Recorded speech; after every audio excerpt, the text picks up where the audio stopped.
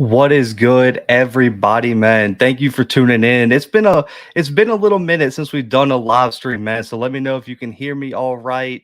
And man, appreciate y'all tuning in. I know it's a little bit later. Also, let me know how my connection is streaming from a new place as well. As you can tell, my background is set up is a little different than the last time I live streamed as well, man. I've been on a little break, man. We had to go down and cover the HBCU Legacy Bowl, been covering the Senior Bowl, HBCU Combine, been in the middle, of a move and everything like that. So I wanted to get back on here, do a live stream. We've missed a lot of storylines. We had the Big South OVC merger or scheduling merger, I would say.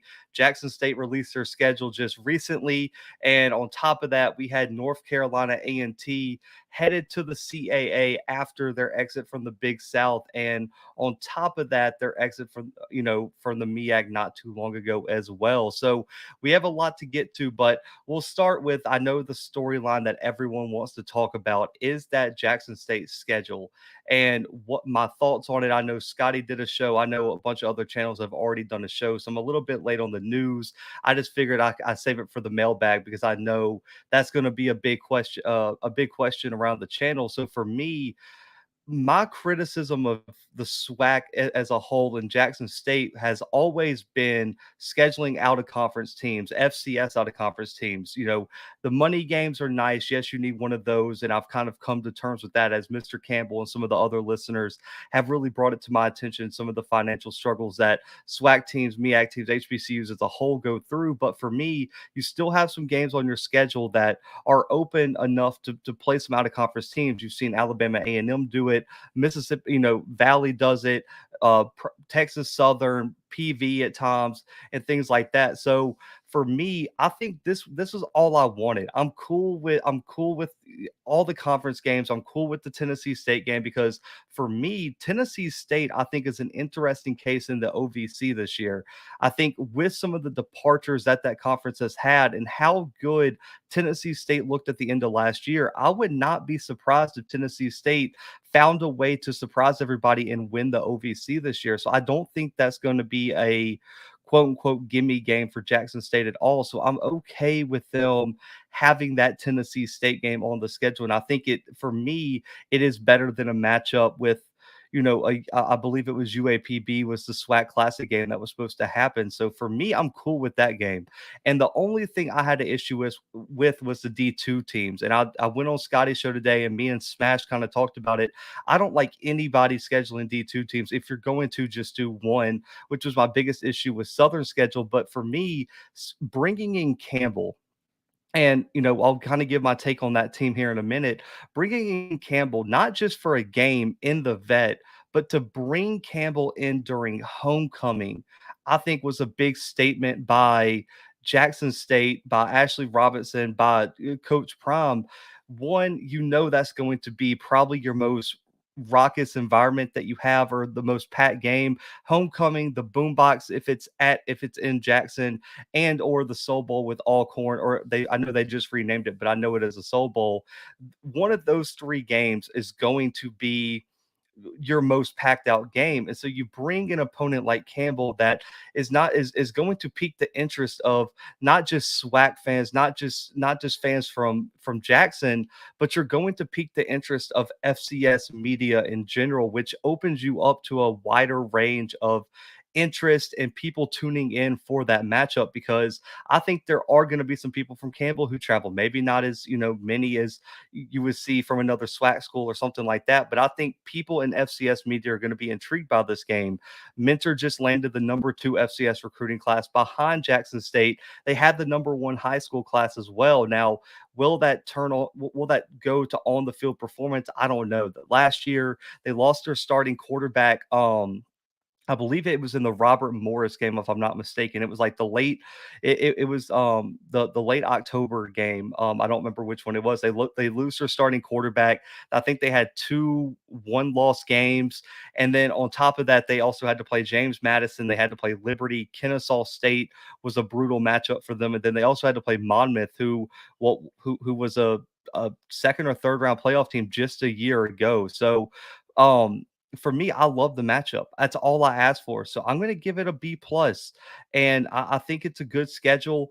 When I'm looking at what Tennessee State and Campbell could be in terms of sleepers in the Big South and the OVC respectively. I like their non-conference. Then you get FAM, of course, down in Miami. Love it. And that game just speaks for itself. Then you get Grambling coming onto the schedule. I like that one as well. I think that's going to be a highly contested game. You get to play Alabama A&M in Mobile for I think it's the Gulf Coast Classic is what they're calling it, which is my hometown. I'm very excited for that game. And then, of course, you just got the rest of your main conference games. I think Texas Southern is going to be much improved. Bethune probably is, I would say, take a small step forward. I know their quarterback situation last year really held them back. I think they'll be just a tad bit better with Jalen Jones at the quarterback spot. They're bringing back Kamari Everett. So for me, I'm really happy they dropped the schedule. I didn't drop one before when the, I guess, quote unquote, what they're calling it, like the fake schedule or the fake drop, whatever it was. But I was critical that I did not want to see them play a Lane College. I didn't want to see them play an Edwin Waters or somebody like that. So I am very pleased with the schedule. I'm giving it a B plus in my opinion. Let me get to some of these comments, man. I got a little bit behind on these. AO said it's a solid B. The addition to Campbell is a great move, especially after their recruiting class. Lawrence gives it a B. Man, appreciate you, criminal man. Definitely appreciate that. TJ, we'll get to that. We'll definitely get to that. Sonic Boom said, I feel like a big fuss was made out of the schedule. I didn't like backing out of Memphis, but this would have been first year with no FCS or lower FBS in a while. Give it a B plus A minus. Yeah, that's what I'm going to give it, man. Is right around there. Campbell, I don't see the big deal, but all these SWAC playing out of SWAC opponents this year was huge, man. I really do think this year was a big year. I believe Alcorn's playing Stephen F. Austin. Tarleton State's on multiple people's schedules, and that's an up and coming program. I don't think a lot of people know about yet. But I think playing all these SWAC programs is a good way to get that program on a lot of people's watch list. PV plays Incarnate Word again. I'm really enjoying what the out of conference is going to be for the SWAC. And as a guy who isn't just a SWAC analyst, but watches football across all levels, I'm really going to be interested at the beginning of the season to see how these SWAC teams, play. You also have South Carolina State playing, I believe it's Bethune-Cookman this year, which I'm going to be interested in. But this year I was pleased with the out of conference, scheduling for most SWAC teams.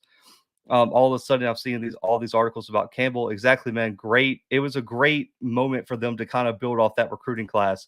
Yeah, it's in North Carolina. I think someone put I believe I don't know how to pronounce that, but something Creek. I knew it was in North Carolina though.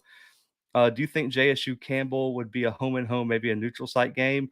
Aaron, for me, I'm imagining it's probably going to be a home and home, but I would be very shocked if this was just a one game series.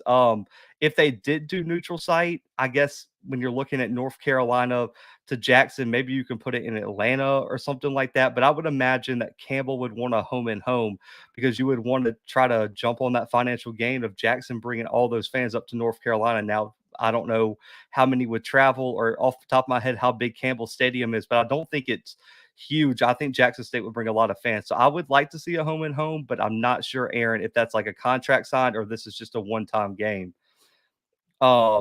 Big South OVC merchant. Yeah, we'll get to that in a second, man. Also, yeah, Campbell plays North Carolina Central and Delaware State this year from the MEAC. We'll see, man. Appreciate you, Kedrick, man. Let's see. Strength of schedule doesn't mean much on the FCS schedule. They have a fair playoff system. It's more fair than the FBS. Listen, it is more fair than the FBS, Leon. I will give you that. But it is a fair system. But I think strength of schedule, Leon, plays more into the hands of those at-large teams.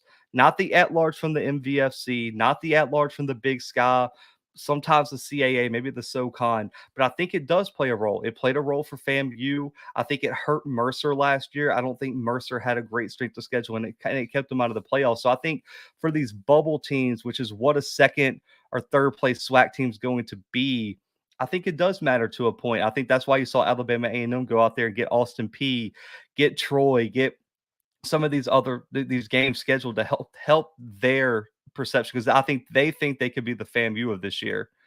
I gave it a B. I like that.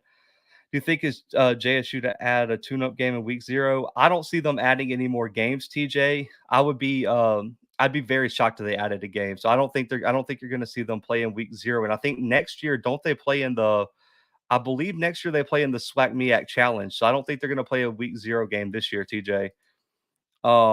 Jackson State fans brag about class rank, but don't want to schedule tough games that would boost their school. Whole nother argument on that one. Let's see. Alabama A&M Austin P is going to be a good one. Mr. Ford, that's going to be a really good one. Didn't wow at the schedule, but I'm excited about Campbell. That's the game I was caught up on, man. PV plays good out of conference games because Texas, yeah, they don't have to travel that far, man, and they also get the teams in Louisiana too. So I think PV is in the perfect location. Same with Texas Southern. I think even Southern and Grambling could have some great out of conference games right there. Let's see. Ever since we scheduled them, I'm getting a lot of mentor versus prom notifications. People are jumping on it, man. It's a story. And let's be honest, anytime Jackson State is going to play in a big game, it's going to be a storyline. So I'm not surprised that you're getting a lot of those.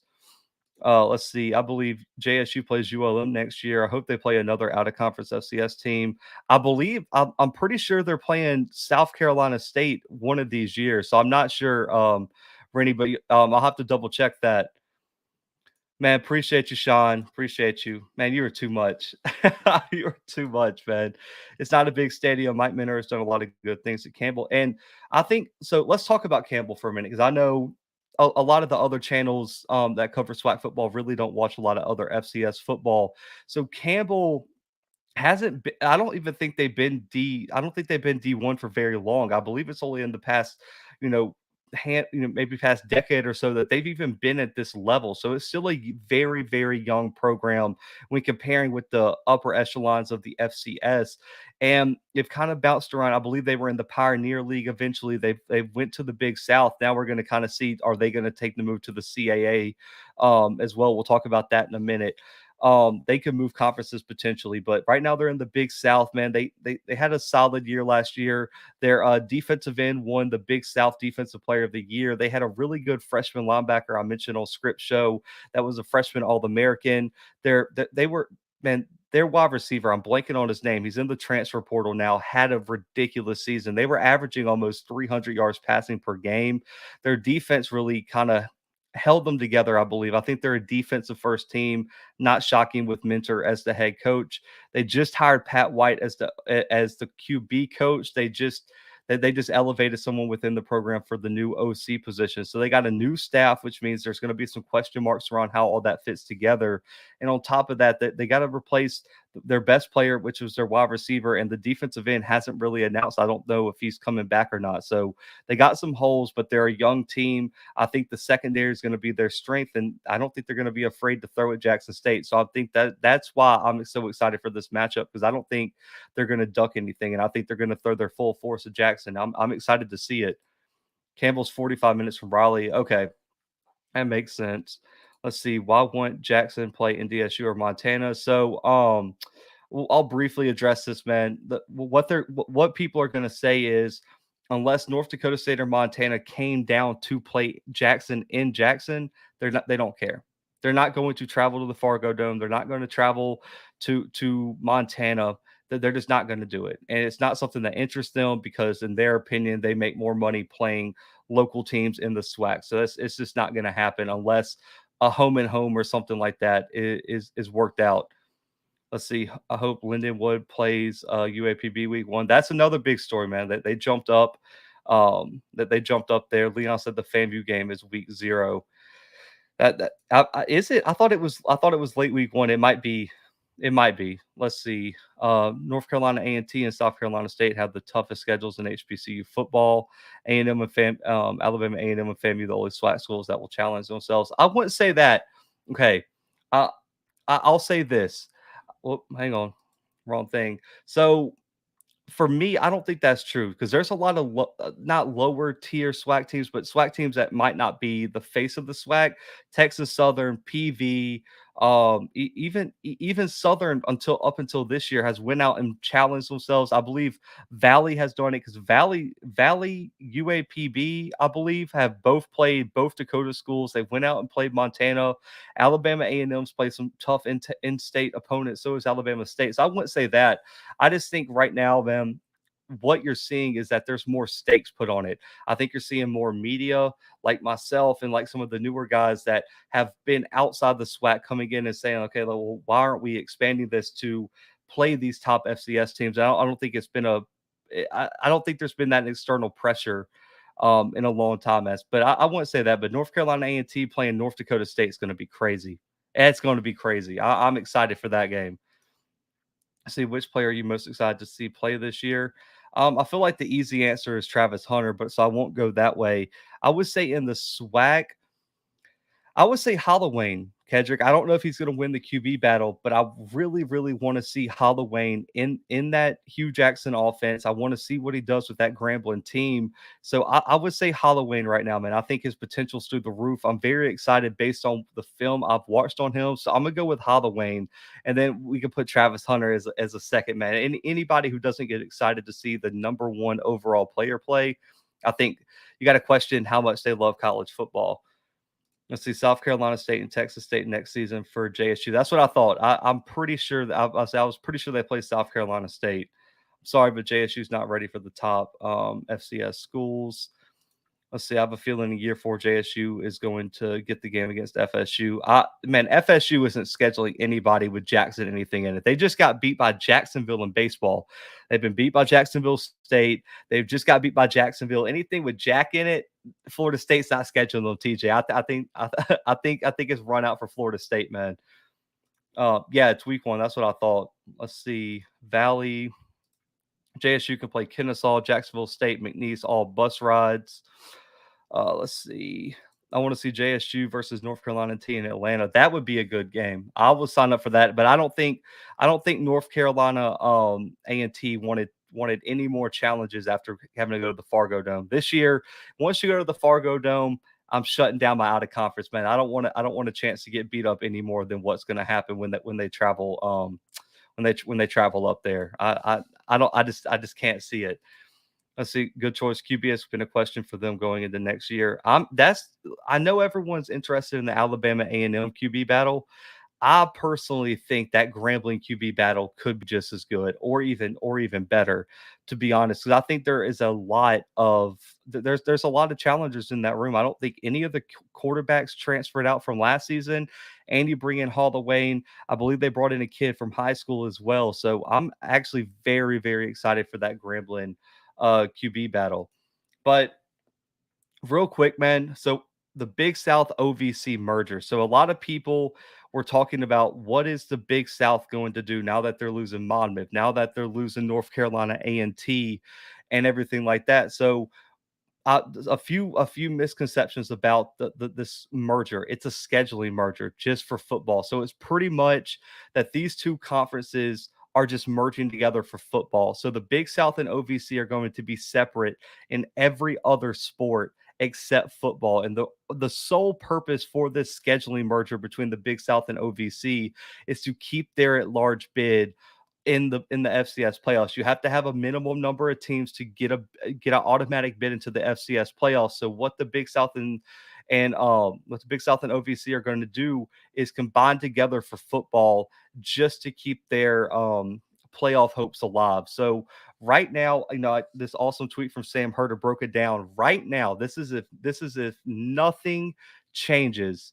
If nothing changes, there'll be 9 teams in this merger right now. Out of the Big South, you would have Robert Morris, Charleston Southern, Campbell, and Gardner Webb. Those would be the teams out of the Big South. And from the OVC, you would have UT Martin, SEMO or Southeastern Missouri, Tennessee State, Tennessee Tech, and Eastern Illinois. So this comes after, I believe, the OVC lost Austin P and Murray State this year, along with Jacksonville State going to the ASUN last year. And the Big South lost Hampton, North Carolina A&T, Monmouth, Kennesaw State, and North Alabama, who kind of went to different places, some to the CAA, some to the ASUNs, WAC, things like that.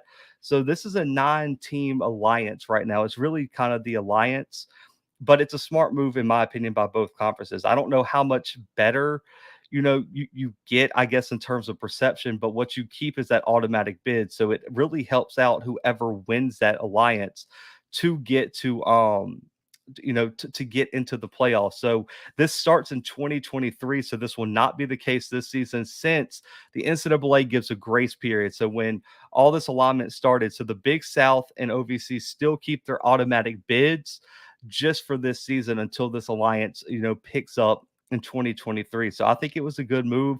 I'm interested to see if they if any of these conferences try to add a team to make it an even number. So for me, I would personally say they're going to add one more team. Now, whether that's someone from the MEAC, whether it's from the SoCon, I don't know. But I do think they try to add both of these conferences are. Now, I don't know who that would be or what happens if they lose somebody as well. I saw your question, Kedrick. I I think right now the scheduling alliance is going to keep them in place for right now because right now I don't know where you go where you have a lot of stability. The SWAC's not adding Tennessee State, in my opinion. If the SWAC adds Tennessee State, they're going to have to get a buddy to come with them. And is South Carolina State ready to make that move? Is there a D2 HBCU that you trust to make the move? I don't know if that's the case. So for me, I think Tennessee State stays for right now, but I think in the future they're going to look to move. I just don't know if a move to the MEAC offers them any more stability than what they have now with the scheduling alliance.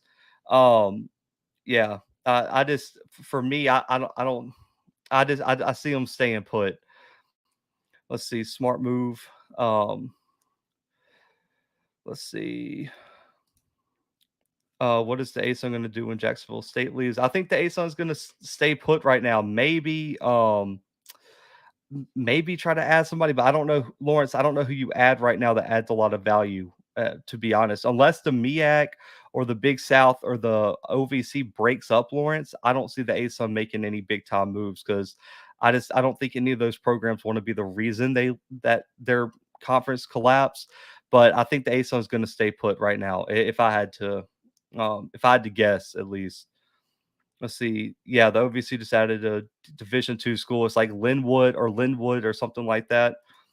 Yeah, the Southland OVC also got the football lines for this year. Two SC teams to look out for: St. Thomas and North Alabama. They both got some good teams. Let's see. Now unit Bluebloods. Everyone asking, who do I rep?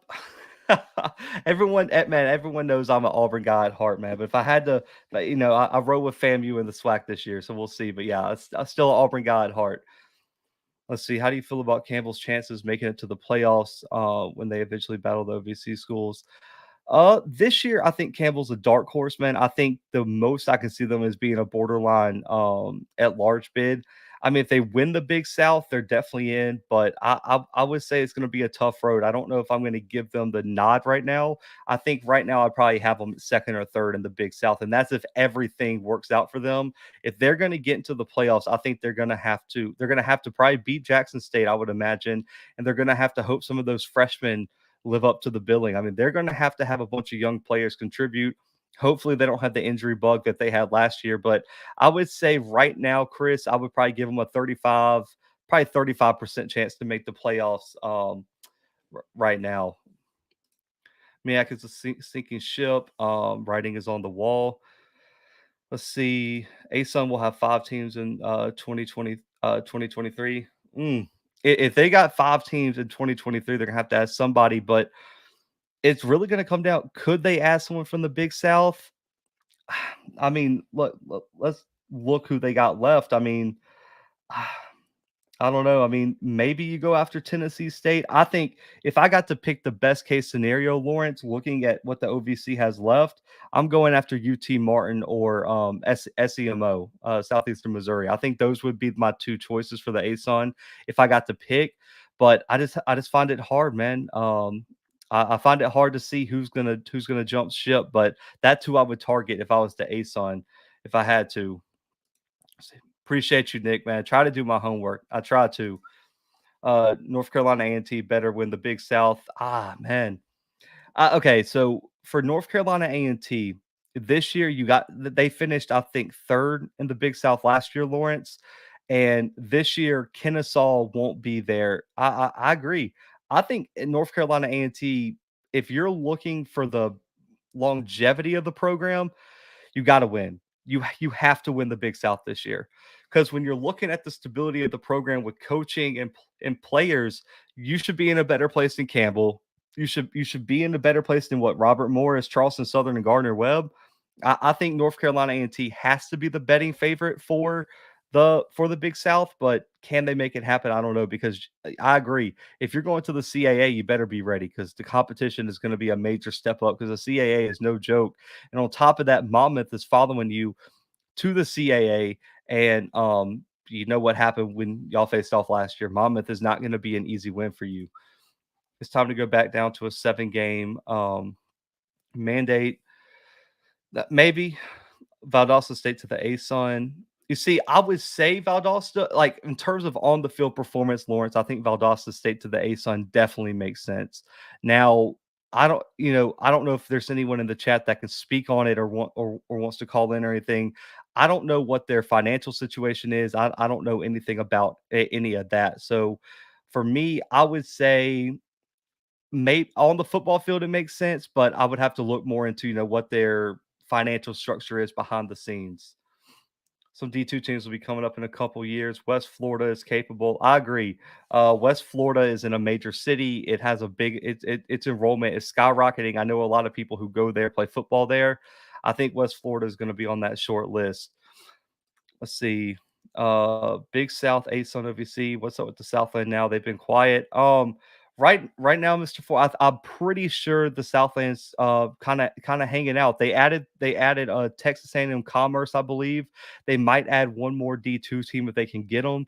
But right now, I think the Southland's going to hang tight, and I think what the Southland's doing is seeing how the landscape of FCS shifts, and they're going to try to target someone who's kind of left out to dry. So I think right now you're going to see the Southland take a step back and let everyone else figure their stuff out. Who should the MEAC target to save their conference? This is kind of a loaded question, Chris. So I think there's two sides to it. One, do you want to keep the MEAC as an HBCU only conference? Because if that's the case, that really limits what I think you can do. Because if you're trying to save the conference, I don't know how dedicated you could be to just adding HBCUs, because I don't know if there's enough HBCUs to pull up from that are ready to be pulled up to save the MEAC. But maybe they pull some people from this alliance or something like that. But I think it's going to come down, man. And I can't say. I mean, I think there's a comment down here I like. Let's see. Yeah, maybe Bowie State for the MEAC. Maybe. I don't know what their financial structure is either, and I try to throw that in now after I caught some backlash. Saying someone should move up, and they did not have the resources to do it. So maybe them. Maybe you do a Savannah State or someone like that. But it really depends, Chris, if you want to keep the MEAC an HBCU only conference, because if you do, man, that pool of candidates gets real small, Chris. And so I think that's a fundamental decision the leadership of the MEAC is going to have to make. I agree. West Florida would be great for the ASUN. I like that. South Carolina State is committed to the MEAC. If that's so, then that's good news for the MEAC, because South Carolina State leaving would tear it apart. It'd be over. They have a QB issue. Southland added Texas A&M Commerce, but that's it so far. Leon said Valdosta State doesn't have the funds. Their football is good because they can get Georgia and North to Central Florida recruits. They still play in a high school stadium. Yeah, if that's the case for Valdosta, I think a move up is going to be a very, very big stretch, I was, but their football is top notch, and I think Valdosta can compete on the FCS level. But like Leon said, I don't know if resources and funding is going to be there. So I think that's the biggest hold up. Leon said Vanderbilt. Leon, man, you're killing me. Maybe that could be a possibility. Let's see. The MEAC can't be beggars. I agree. He said, "Oh no, not Savannah State." Yeah, so maybe not. Beggars can't be choosers. People are really sleeping on the Camels. They had a solid recruit class this year. Yeah, it was number 2 in FCS, man. Number 2 in FCS. So we'll see. according to the commissioner, she only wants HBCUs. Yeah, I have no idea, man. It's going to have to be one of those D2 HBCUs unless they talk to the SWAC and they send somebody with them. But I don't know what would happen. Crazy Criminal said Bowie State, UVA, Lynchburg, or Virginia State for the MEAC. That could be the case. I think that's your best options is to pull one of these lower D2 teams up because I don't think anybody from the SWAC isn't moving right now. Savannah's still hurting from the last time they tried to move up to D1. Let's see. Will the Ivy League ever look to do postseason? I don't know, Chris. So I actually have an interview coming up with Jordan Hill, the middle linebacker, two-time All Ivy League selection coming up. I believe it's next week. I have to look at my calendar. But when he comes on, I'm going to ask him about that, about the playoff structure for the Ivy League. But right now, no. I don't think I think the Ivy League is cool with their kind of isolationist, ideas because I think when you look at what the Ivy League has done, they got teams that could compete. Princeton was really good this year. Harvard had a good season. I mean, Harvard beat the brakes off of Holy Cross, who was in the playoffs this year as well. And so I think there's some teams that could compete, but I just don't think the upper management of the Ivy League is really stressing trying to get into the postseason. Football is not ever going to be a priority for the Ivy League, Chris. Ever. It's always going to be academics and things like that. Savannah State was there and left. What if the MEAC downgrades to a D2? I mean, I don't see that happening. To be honest, the MEAC's either going to just disperse, and those teams are going to have to go find somewhere else to play, or they're going to have to bring somebody up. I don't think they're going to downgrade to a D2 if I had to guess. If Clark had the money and resources, they would be perfect. I don't know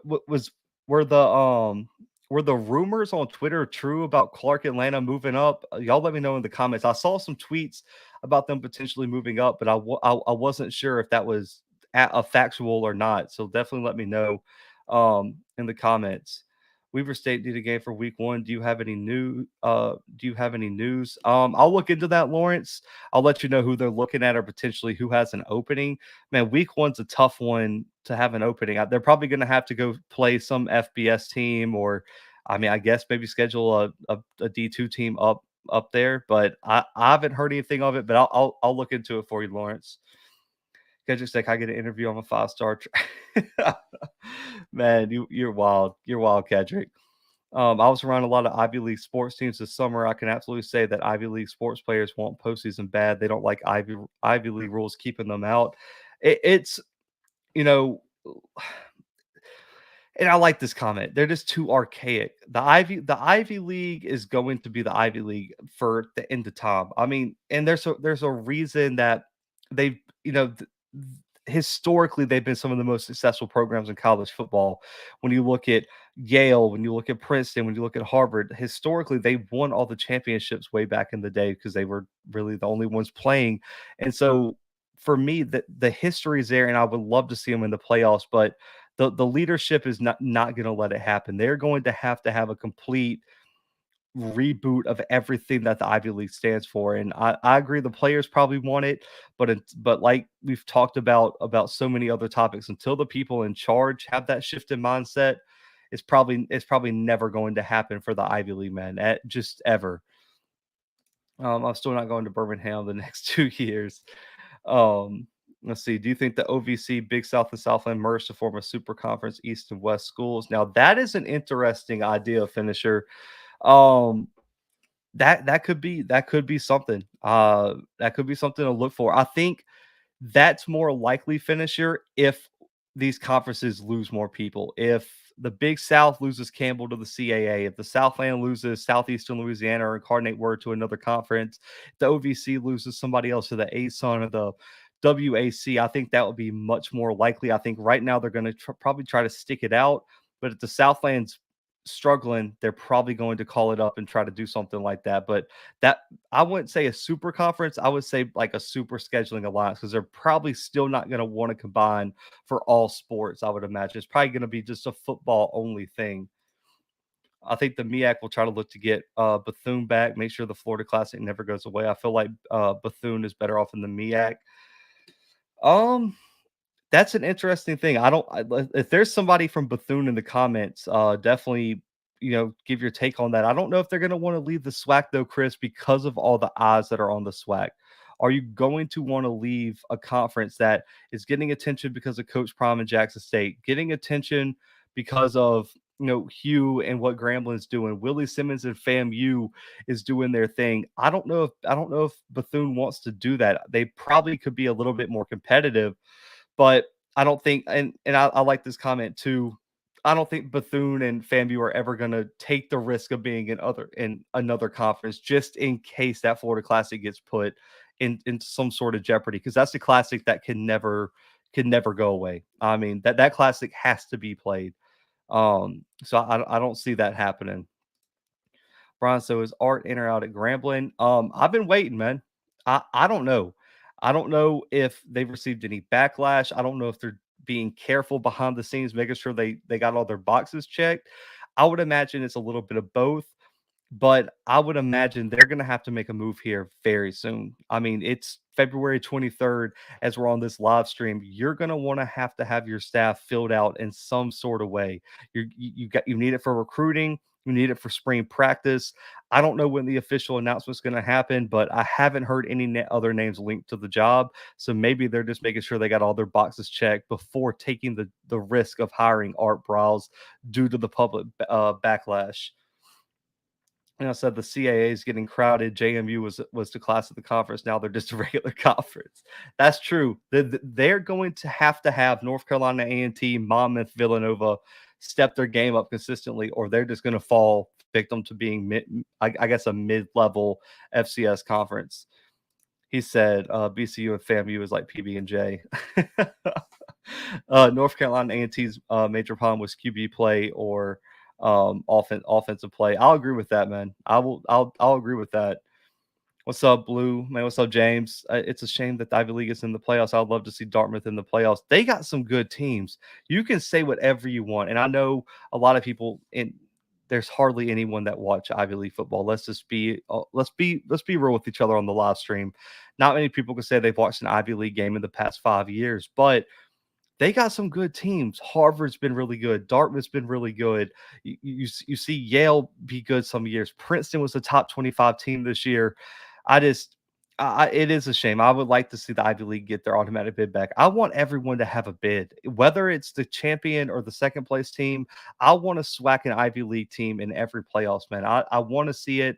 I know there's some politics behind it, but that's for me. I think it makes the playoffs just that much better because you have some of these historic programs. When you look at the FCS, some of your biggest historic programs are in the Ivy League and in the SWAC. So I just don't know how you don't have those two conferences in the playoffs. I know it was their own decision. I just think it's a disservice to FCS football not to have those. BCU is a great fit for the SWAC. Remember, a private school doesn't have to disclose where the money goes. Same for the SWAC. Very good point. You see, y'all are the money people, man. I'm just a football guy with the podcast. Y'all are the money people in the comments. What do you think about Tennessee State traveling to Eastern Washington? I love it. Man, I wish they would have done this with Eric Barrier was still there, but I understand he's off now. I believe they got a 3-star kid stepping in for Eric Barrier. They still got a lot of talent. I think it's a great chance for Tennessee State to make a statement. If Tennessee State beats Eastern Washington, man, that shakes up FCS football. That is a giant win. I mean, that is a season-defining win for Tennessee State if you can go up there and beat Eastern Washington, who is only just a few years removed from being in a national title against North Dakota State. They fell short, of course, but that is a top-level FCS team. And I mean, that would be an A++ win for Tennessee State if they can get that win. Fred said, you think the MEAC and SWAC should combine conferences? No. This is what I would say. I think that opens up too many back doors, too many things that you're going to have to address. How do you keep all the classics on the schedule? How do you do divisions? How do you have a conference championship game with someone not being left out? I just don't think you can do that because there's going to be classics that go by the wayside. You're not going to have a chance to play any out of conference games. I just don't think it's feasible for the MEAC and SWAC to combine. For me, I think it's the same thing that was going around when the SEC was supposedly looking to add four other teams on top of Oklahoma, Texas, where they were talking about the pod system and how complicated that can get. That's what you would have to do for the MEAC and SWAC. So I don't like it. And then what happens with the Celebration Bowl? Does that just become the conference championship game? Is there another team that signs on to that? I don't know, but I personally don't see that happening, and I think that opens up way more problems than it offers solutions, in my opinion. Let's see, if the SWAC is serious about the move to FBS, I can see them sending their lower level teams to the MEAC. Possibility. If they make that move, the MEAC is there for the teams that can't afford it or don't have the finances or things like that. Is not one of the top FCS conferences. The Yale marching 100 rivals any HBCU band. I'm not even touching that one. That is all you. No band talk from me. Yeah, that can be a fight in the comments on that one. But EWU has the toughest FCS non-conference, in my opinion. Tennessee State at Oregon at Florida. That is ridiculous. I really might go see them play in Gainesville. Depending on what my week looks like, I really might go watch that game. If Ivy League does come, I think they would I think they would run it. That's a possibility, man. They got some good teams. They really do. CBW said, "What do you think about TSU getting up out of the OVC?" I kind of already talked about this, but I think you got to look at the ASUN, possibly the MEAC, and then maybe the WAC. I think those are really the top options. I don't think I don't know. I just don't know if the SWAC wants to add them, CB. So I think the ASUN will probably be their best move. Maybe the WAC, depending on what the travel looks like there. Or possibly the SoCon. I mean, maybe, but for me, I think they're going to stick with the OVC, especially after the scheduling merger that just happened between them and the Big South. He said TSU isn't ready. Man, Leon, man, this is going to be a whole like other segment. And no, Eric Barrier didn't get invited to any in a Senior Bowl. He didn't get invited to an NFLPA game. He didn't get invited to an East West Shrine game. He didn't get invited to anything. The fact that Eric Barrier has not had a single word said about him in this draft process is the biggest disservice to an FCS prospect that I've ever seen. I mean, he was the best player in FCS football for 3 years, man. It makes no sense to me that he hasn't got talked about at all. I mean, in my opinion, I think he's the top FCS quarterback in this class, and it's not even really a discussion. And the fact that Eric Barrier has not even been talked about blows my mind. I mean, I'm going to do a breakdown on him when I start releasing my film breakdowns on some of the FCS prospects, but Eric Barrier has not been talked about at all, and I don't know why. It's his size, most likely, but if you're looking for production, arm strength, just playmaking, Eric Barrier is with the best of them, and I don't understand that, man. I think you may need to go over FCS conference records for some people. Man, I did that, KB. I did that, and I got a lot of pushback on it. So, but we'll have to run it back this year, man. We'll have to run it back once all the movement starts, and I'll give my own. Let's see. Are you creating your own top 25? If so, how many people are going to be on the voting committee?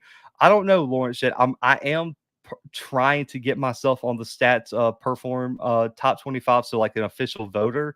I really want to be an official voter for the FCS. I feel like if they come watch my show, I've proven myself enough to have a vote.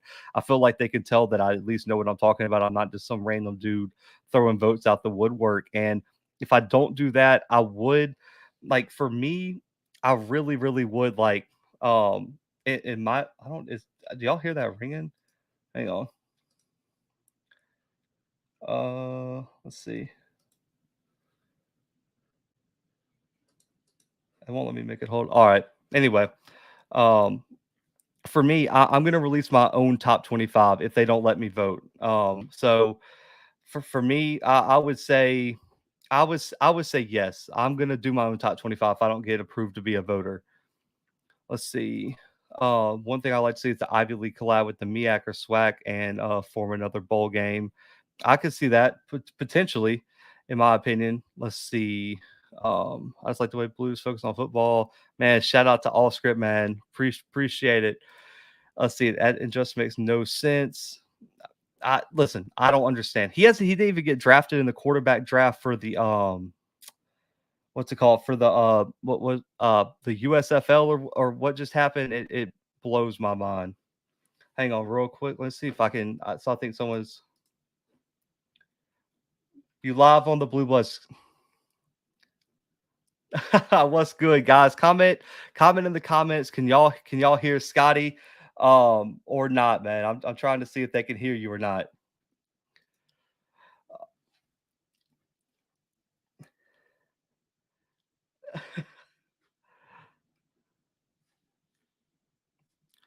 Oh, oh, hang on. They said they can't hear you. What is going on here? Let's see. Audio settings. Hang on. They said they could not hear you. Hang on. Can't hear them. All right, I'm gonna have to work out the kinks, man. But I appreciate you calling in, man. All right, we're gonna have to work on the call line. We're gonna have to work on the call line, man. We're gonna have to work on it. But yeah, man, he didn't get any invite anywhere. He did not get any invite anywhere. So I don't know. Let's see. He said vote for it. Listen, I will put North Carolina A&T #1, man, on my first poll. My first poll. Um, Let's see, tell him to pay his bill. Nah, it was me, man. Listen, I'm trying to set this call line thing up, and I don't know exactly what's going on there, but we gonna try to make it work the next time. Let's see. You need to do more lives. You follow FCS. I don't follow a lot of D2 football, man. I follow a little bit, but not a lot. So I do need to I need to follow D2 football more. I just listen. Only got so much time, man. I try to focus on Power Five, FBS, everything like that. Yeah, he's in my headphones, man, but I don't know. I'm not sure how to share the screen and all that. We'll figure it out. Let's see. It'd be good if he could polish his passing game more, that pass heavy league, and he keep playing football. Okay, so last topic, man. North Carolina A&T's move to the CAA was the last topic I wanted to talk about. I know a lot of people, had their opinions on it and things like that.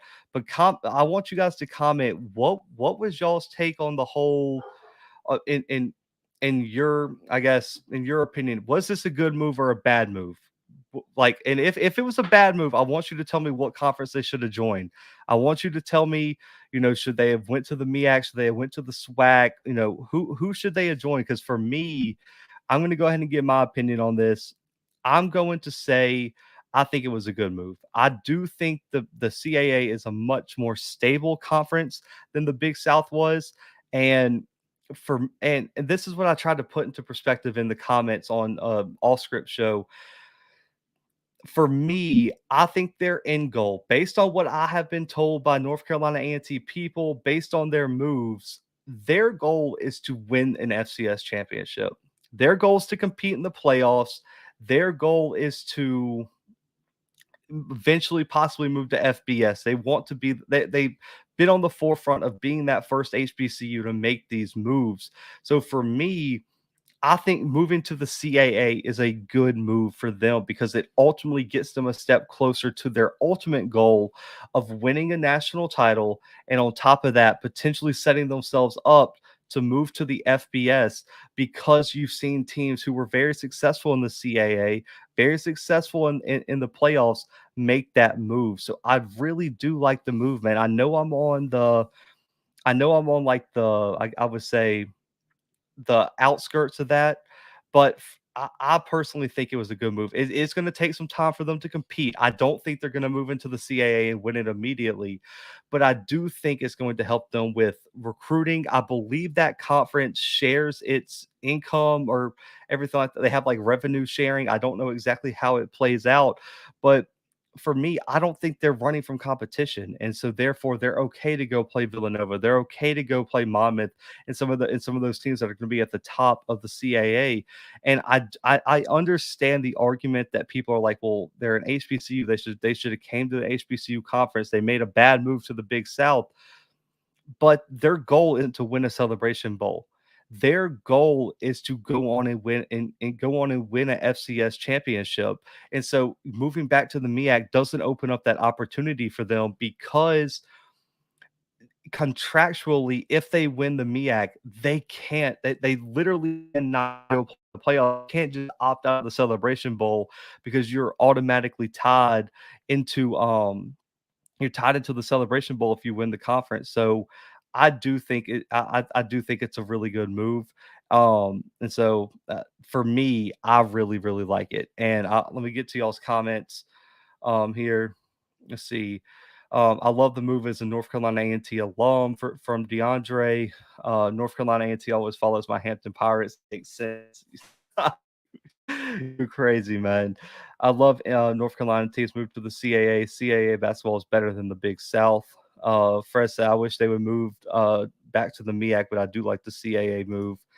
The hard, uh, the hard thing about HBCUs that fans aren't, for the most part, pure football fans, and you are alienating your fan base. That is an argument I've heard, is that you're alienating your fan base. But if you've for their moves repeatedly, do you I think that might be true for some HBCUs, but are North Carolina A&T fans different because now they've already been exposed to playing in the Big South and things like that? I don't know, but I think if there was a program that was going to take this leap, I think North Carolina A&T had to be the program to do it. Too soon for North Carolina to just because the CAA is a tough conference, but the Big South is unstable. It's the only place to go, really. I agree. Stability is a main argument. Good move. I think it's good. I think it's a good move for them. Stability and consistency are key. Plus, splitting divisions was a plus for North Carolina A&T as well. Good for the long run, but bad for the short because they never did good in the Big South and wasn't impressive in the MEAC. To be honest, their track team fired. Man, their track team on a different level. Let's just be honest. Their track team is on a completely different level. It's definitely going to take some time. It is. North Carolina team could go undefeated and the fans still won't care. Interesting. Great move. CAA has revenue sharing and top viewership. This is a good move as far as competition and stability, but also as far as future FBS moves. A&T has the best chance out of every HBCU as they're taking the proper baby steps to reach there. That was my only argument. I got a lot of pushback, and I know I think it was on Scripps channel. They did kind of a think tank on it with Mr. Kofi and everything. But for me,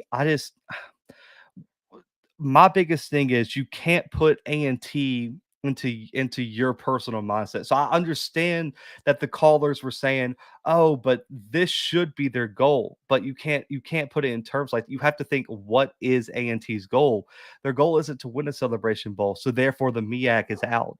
Their goal isn't to win a Celebration Bowl, so the SWAC is out. So all you really had, SoCon was there. ASUN potentially travel would be a little much there. The WAC, the CAA, and when you look at overall terms of stability, the CAA was number one there. So I don't mind it, in my opinion. The MEAC is dying. The MEAC isn't a challenge anymore. Don't think anyone would have predicted the Big South losing 4 schools. Nobody predicted that. This season of movement and reshuffling of FCS teams have been outrageous. They really have. Lawrence says CAA has TV rights with Flow Sports, and the CAA will split revenue in basketball. So financially, it also makes sense as well. Give them a QB, they'll be all right. A&T is playing very well in their other sports. That's true. Um, Philly, New York City, Boston markets. That's very very true. That's TJ says like choosing between staying with your girl of 5 years and moving across the country for your dream job. I like it, TJ. I do. You think Howard will go? Probably. I think they're probably the last team that the CAA is going to try to add. I think Howard will go, in my opinion. When the CAA be on TV, top viewership, ESPN Plus. Oh man, North Carolina T versus Elon had better attendance than NCAT versus BCU. I spit nothing but facts, man. But as you see all the uproar supporting North Carolina team in this, I did. I saw it. That's why I wanted to bring it up, man. I wanted to see how the listeners over here felt, and it looks like it's a very positive response compared to what some of the other SWAC channels got when they made the move. Richmond, Villanova, Elon, North Carolina A&T. Yeah, for me, it's just I it the conference realignment is something that nobody could have saw coming. So I think um when I when you're saying that North Carolina team made a mistake, when you say they made a mistake, I think that's being a little short-sighted. It's like, how in the world could they have thought that the ASUN, the Southland, the WAC, the CAA, the MEAC, the Big South, all these conferences experienced major losses and been adding teams and going back and forth. Nobody saw that coming. Not even the top FCS experts saw that coming. But I think the creation of those two new conferences in the ASUN and WAC really set some things into place that nobody could be sure how it was going to play out. So I don't think you can hold it against them and say they made a mistake going to the Big South, because nobody saw that coming. And I think the CAA is a conference that is going to stick together, and they have the infrastructure to support this move. And so I don't think you can hate them for it. And they're going to get their goal done. They're going to compete for playoff spots. They're going to compete for FCS national titles, and they're going to make money. That is what you want. And as Mr. Campbell has said on multiple shows, if it doesn't make dollars, it doesn't make sense. And I think the dollars add up here for North Carolina A&T. I see the conference reshuffling happened in the Missouri Valley back in the mid 2000s. They folded the Gateway Conference and redid the Missouri Valley. There you go. It has happened before, and it's going to happen again very soon, or in the future at least. Chris says, I'm a fan of You Got Blue, and I'll probably admit that A&T is definitely handling the potential FBS conference movement a lot better than us. Man, and so this is what I've talked about. I've talked about it with Cut offline. I've talked about it with Scotty offline. I talked about it with a few people at the HBCU Legacy Bowl, the Real Review, man. Shout out to him as well.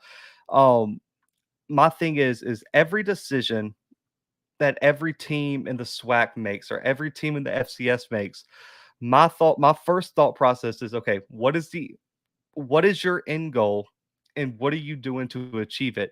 And for me, when I heard this past all season Jackson State fans saying, "Oh, we're going to go to the Big 12," it's okay.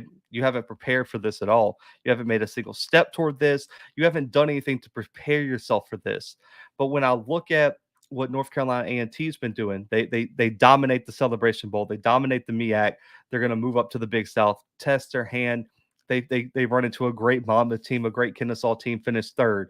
That conference kind of disperses. They could have fell right back into the MEAC. They said, listen, we're going to go up in competition. We're going to go to the CAA. We're going to take it up another notch. And they're just taking these small baby steps, like one of the other comments said, toward their ultimate goal. And I think when you look at it from that, it's not as bad as a move as people were telling you. Because the people who were very vicious on some of the other shows about why it was a horrible move and why it was stupid and their sellouts and all this stuff is like, you're not thinking in terms of what their ultimate goal is. Their goal isn't the same as yours. Their goal is being achieved slowly but surely. So I think that's what people missed. And was Blue Dome went live. Man, I see you, Blue. Shout out to you, man. Shout out to you. Campbell JSU is going to be epic, man. What's up, Chris? Let's see. Waldo said, I love the move because they did what was best for them. Plus, the CAA is the perfect travel for them. And the way they split up the conference is really not going to be that bad. North Carolina team made a good decision. Some HBCUs are just scared to compete on the field. That is why they're playing North Dakota State this year. TJ, I cannot answer that. I do not know if their band is going to be traveling with them or not. It's going to be pretty, especially if Howard comes. Listen, Howard. If Howard comes, I think the move's complete, man. I think that conference is going to be interesting, and so we'll see what Howard does. Let's see. SWAC talks attendance. JSU, James Madison viewership and attendance average 30K a playoff games plus 60K. Blue, do you think the NCAA will work something out? Work something out to something 10 FCS playoffs and bring in more money? Maybe. I think right now, man, the playoff is gonna chill where it's at. I would imagine right now. I would say right as of right this second. I think they're gonna chill right now. JSU said they were going to the Big 12. That was the storyline that you missed that. You missed that, man. You missed that. You missed that, man. Go back and look at my episode. I did an episode on what conference realignment actually would be if someone wanted to make that move. And you should just go look at the comments, man. You should just go look at the comments. I got 4 losses for JSU this year. Please, Wellington, comment what the losses are, man. I need to hear this. So I think we could be FBS in 5 to 7 years. Maybe I think it. So I think it would depend on how quickly you win the CAA. You're gonna have to win the CAA, a few, probably a few times. You're gonna have to show you compete with the top level in FCS, and then I think off the field you're going to have to show something financially. DeAndre, I really do think financially is going to be the biggest thing. You got to show fan support as well. I think you guys already hit the stadium requirement. I'm not sure. I'll have to double check that, but I think you got a few more steps. I think if everything plays out right for North Carolina A&T, 5-7 is probably a good prediction, man. I think that's what it usually takes for programs really gearing up to make that move. I would like to see more FCS bowl games, man. Don't get me started on that. We can go into a whole rant about that. They need FCS bowl games. I agree with you completely. Are you saying 30K in regular season? North Carolina A&T, will travel guys. We'll see. I'm interested to see what the attendance is going to be. I have to say this: North Carolina A&T is their own school. They're doing what's best for them. So why when they do something, people compare to other HBCUs, what's good for A&T might not be good for other schools. Exactly.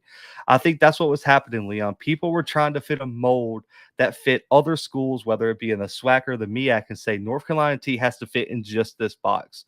And North Carolina A&T has their own box they want to fit in. And so I think it was just people weren't seeing the bigger picture.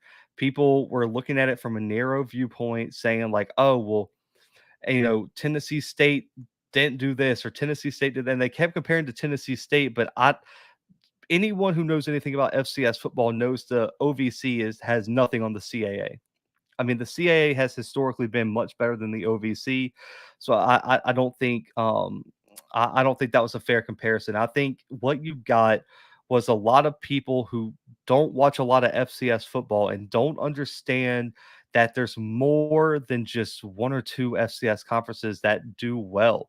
Um, I think it was just a lack of knowledge outside of the FCS, and people were just making broad generalizations and trying to overreact and trying. And they were just they couldn't get their mind wrapped around what was happening. I don't think it was as bad. I mean, it was doomsday on some of these channels, man. You guys got to go watch some of the other videos that people released, man. I mean, they were talking about like North Carolina A&T was just I don't even know. I mean, it was crazy to kind of listen to what other people were saying.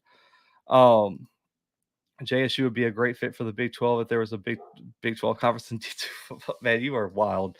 Yeah, we meet the stadium requirements. That's what I thought. I figured they did. North Carolina A&T is a bigger school in the state of North Carolina. Funds them well. They have a good engineering school, not better than FAMU though. I think A&T, man, it has a lot of things going for it. If you're an A&T fan in the chat, then this is where y'all can come for like FCS. I know a lot of people were really dragging y'all, man. They were dragging y'all on these other channels. Listen, this channel, we cover everything. So if you're a North Carolina A&T fan and you're tired of the other channels, man, and all the people dragging y'all can come here, man. This is the safe place for North Carolina A&T fans. They need a QB. If they had Carter, it would have been a different story last season. I agree. I definitely agree. One thing the FCS needs for sure is to get out of Frisco. I don't like the current national championship site. National championships. Okay, Chris. Um, a backstory on why. So the way this works in FCS football is they had a bunch of cities that put up bids and everything like that, Chris. And so what happened is Frisco just won that bid. And so with with with Frisco, they're under contract. The FCS and fans, Chris, this is not just you. Ask Montana State fans, ask Montana fans, ask North Dakota State fans. Any fan that has been to Frisco can tell you that it's moving after the contract's up. And it just happened that Frisco won the bid, man, when they put it up a few years back. I don't remember when the contract runs through. I think it's for a few more years. But after it gets out of Frisco, the way it's grown over the past few years and the way FCS football is kind of growing, Frisco is not going to host it once that contract runs out. So Chris, I would say, I would say give it a few years and it's going to move. You can ask any FCS fan of any team that's been there that's a playoff contender, and they'll tell you that Frisco is overrated and the field's not great. It's a soccer field. The stadium's okay. They're going to move the championship once the contract comes up. I'm hoping they move it to Atlanta or some a big city. You even mentioned Dallas. They got to move it somewhere. Frisco's not gonna is not cutting it for me either. I agree with you. Let's see. FCS playoffs, are they payout per game? I don't know. I don't know if that was a question. What schools are merging in the OVC Big South? So I mentioned this earlier. Let me pull up the list real quick. So the teams that are merging T are Robert Morris, Charleston Southern, Campbell, Gardner Webb, UT Martin, SEMO, Tennessee State, Tennessee Tech, and Eastern Illinois. Those are the 9 teams as of right this second T that they're gonna that are gonna be in this merger. JSU's returning to the Celebration Bowl. Put money on it. I haven't made my predictions. I've not made my predictions, man. So I'll let you know when I make my official predictions. But it is February 23rd. Don't you need a minimum of 15K over 5 years? I believe so, and I think I know there's some sort of requirement. I think it is 15K. I don't know if it's for 5 years though. I ain't a fan of North Carolina team, but I support them regardless. She's Oh, they did say supposed they could stay out of the SWAT groups. Oh man, I'm dying. That's true. So they were dragging North Carolina A&T. Frisco's a boring city for college national championship. I agree. We'll host it in Memphis or Jackson. Sonic, man, Sonic, I need Jackson State to be in the FCS championship before y'all host it. But now I think that'd be interesting. Memphis is a possibility though for sure. Howard to possibly do the CAA. It's been talked about. I know. I'm pretty sure they're gonna want to add one more HBCU to go along. So we'll see. 4 losses. So Wellington Oates said Jackson State's 4 losses are FAMU, Grambling, Campbell, and Alabama A&M. That's interesting. So you got them losing the first game, the third game, their homecoming game, and in Mobile to Alabama A&M. Oh, man, someone's gonna come in here and bet you, Wellington. Someone's gonna come in here real upset that you just predicted them to have 4 losses. Let's see. They will move it to the Dallas Cowboys practice stadium. Also a possibility. See, just give me some bowl games and I'll be happy. I want bowl games too, man. Let's see. Frisco, Texas will host the championship. Yeah, 2025. That's what I thought. It's 2025.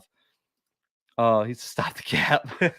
Listen, man, that's not coming from me. Wellington made the 4 loss prediction. Let me put my hands up. That was not your boy. That was Wellington, man, making that prediction. Move the FCS championship to Nashville. That's another good option. I think there's a bunch of cities, around that will be good. I mean, I also think a good gateway city too, because you have a lot of West Coast teams, a lot of a northern location teams that make the champion. I say that because North Dakota State makes it damn near every year, but a gateway city, and it's funny because it's right there near it, is like Kansas City. Why not host it at Arrowhead? It'll be kind of like right in the middle of the country for the northern and western coast teams. The east and south can come up there. I think Kansas City is an underrated location. I don't know what the old Ram Stadium's doing. Maybe the old Ram Stadium, you would actually be in the gateway city in St. Louis. I think those two would be really good. I think that is a perfect location to kind of to keep it fair per se in the teams that get there, because I think having it in Frisco really puts some of those northern teams that make it every year at a disadvantage because it hurts attendance. I mean, to get from North Dakota down to Frisco is a trip to say the least. So I really, really do like Kansas City hosting the FCS championship. Howard to the CAA would keep Hampton versus Howard rivalry intact. They've been playing each other since 1908.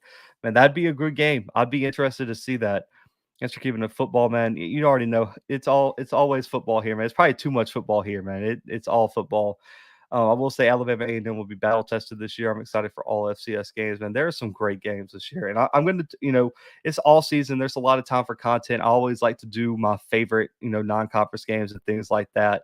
So that'll be coming later down the line. I think FAMU and Alabama A&M are going to regress this year. I think Miss Valley's going to finish above 500. Maybe. I think, man, you can't. I got to see Coach Dancy at the HBCU Legacy Bowl. Man, he's doing an excellent job down there in Valley, and they had some really good players that I think got overlooked, like a Jerry Gardner, a Jeremiah Kane. They got some studs and they did a very good job in recruiting as well, a really underrated job. So I think Valley's not going to be a pushover. TJ said move it to Mexico City. Man, do you know how mad I will be if I have to go to Mexico City? I'll be upset. I will be upset if they put that game in Mexico City, man. Birmingham would be an interesting one as well. What do you think about the Miami Hurricanes getting Mario Cristobal and Charlie Strong on the staff? Is this the year of the U? Um, I don't know if this is the year of the U, Chris. I think I've said it on other shows. I think Miami wins the ACC within the next 3 years. I mean, you look at Charlie Strong, you look at Kevin Steele, you look at Josh Gaddis. I mean, they got an elite staff down there in Miami, and I think Mario Cristobal being an alum, he's gotten Miami to dedicate money and resources to building up that football program. I think Miami is going to be scary in the next few years, and I think Mario Cristobal was the perfect hire for them. That's one of the more underrated hires of the all season, in my opinion. I just said Valley finishing third in the conference. Hey, that would be crazy. If Valley finishes third in the conference, that would be insane. That would blow my mind. I will say that. Create a SWAC versus Ivy League Bowl. Call it the culture. I'll be all for. So that was actually my suggestion. So if the MEAC collapsed, or or something happened to the MEAC, why not do a SWAC versus Ivy League Bowl? That would be an amazing game, man. This year, I think it would have been Princeton versus Jackson State, both top 20 programs at one point this year. I think that would be a crazy game. I don't know if they do it in Atlanta, but we'll see. I think SWAC versus Ivy League Bowl would be awesome, especially since neither of them do the playoffs. Man, shout out to SWAC fan 102, man. What's up, man? JMU do so use Google. I wish ESPN released the ratings for each game on all platforms. Yeah, so I know for ESPN Plus, man, it's kind of weird.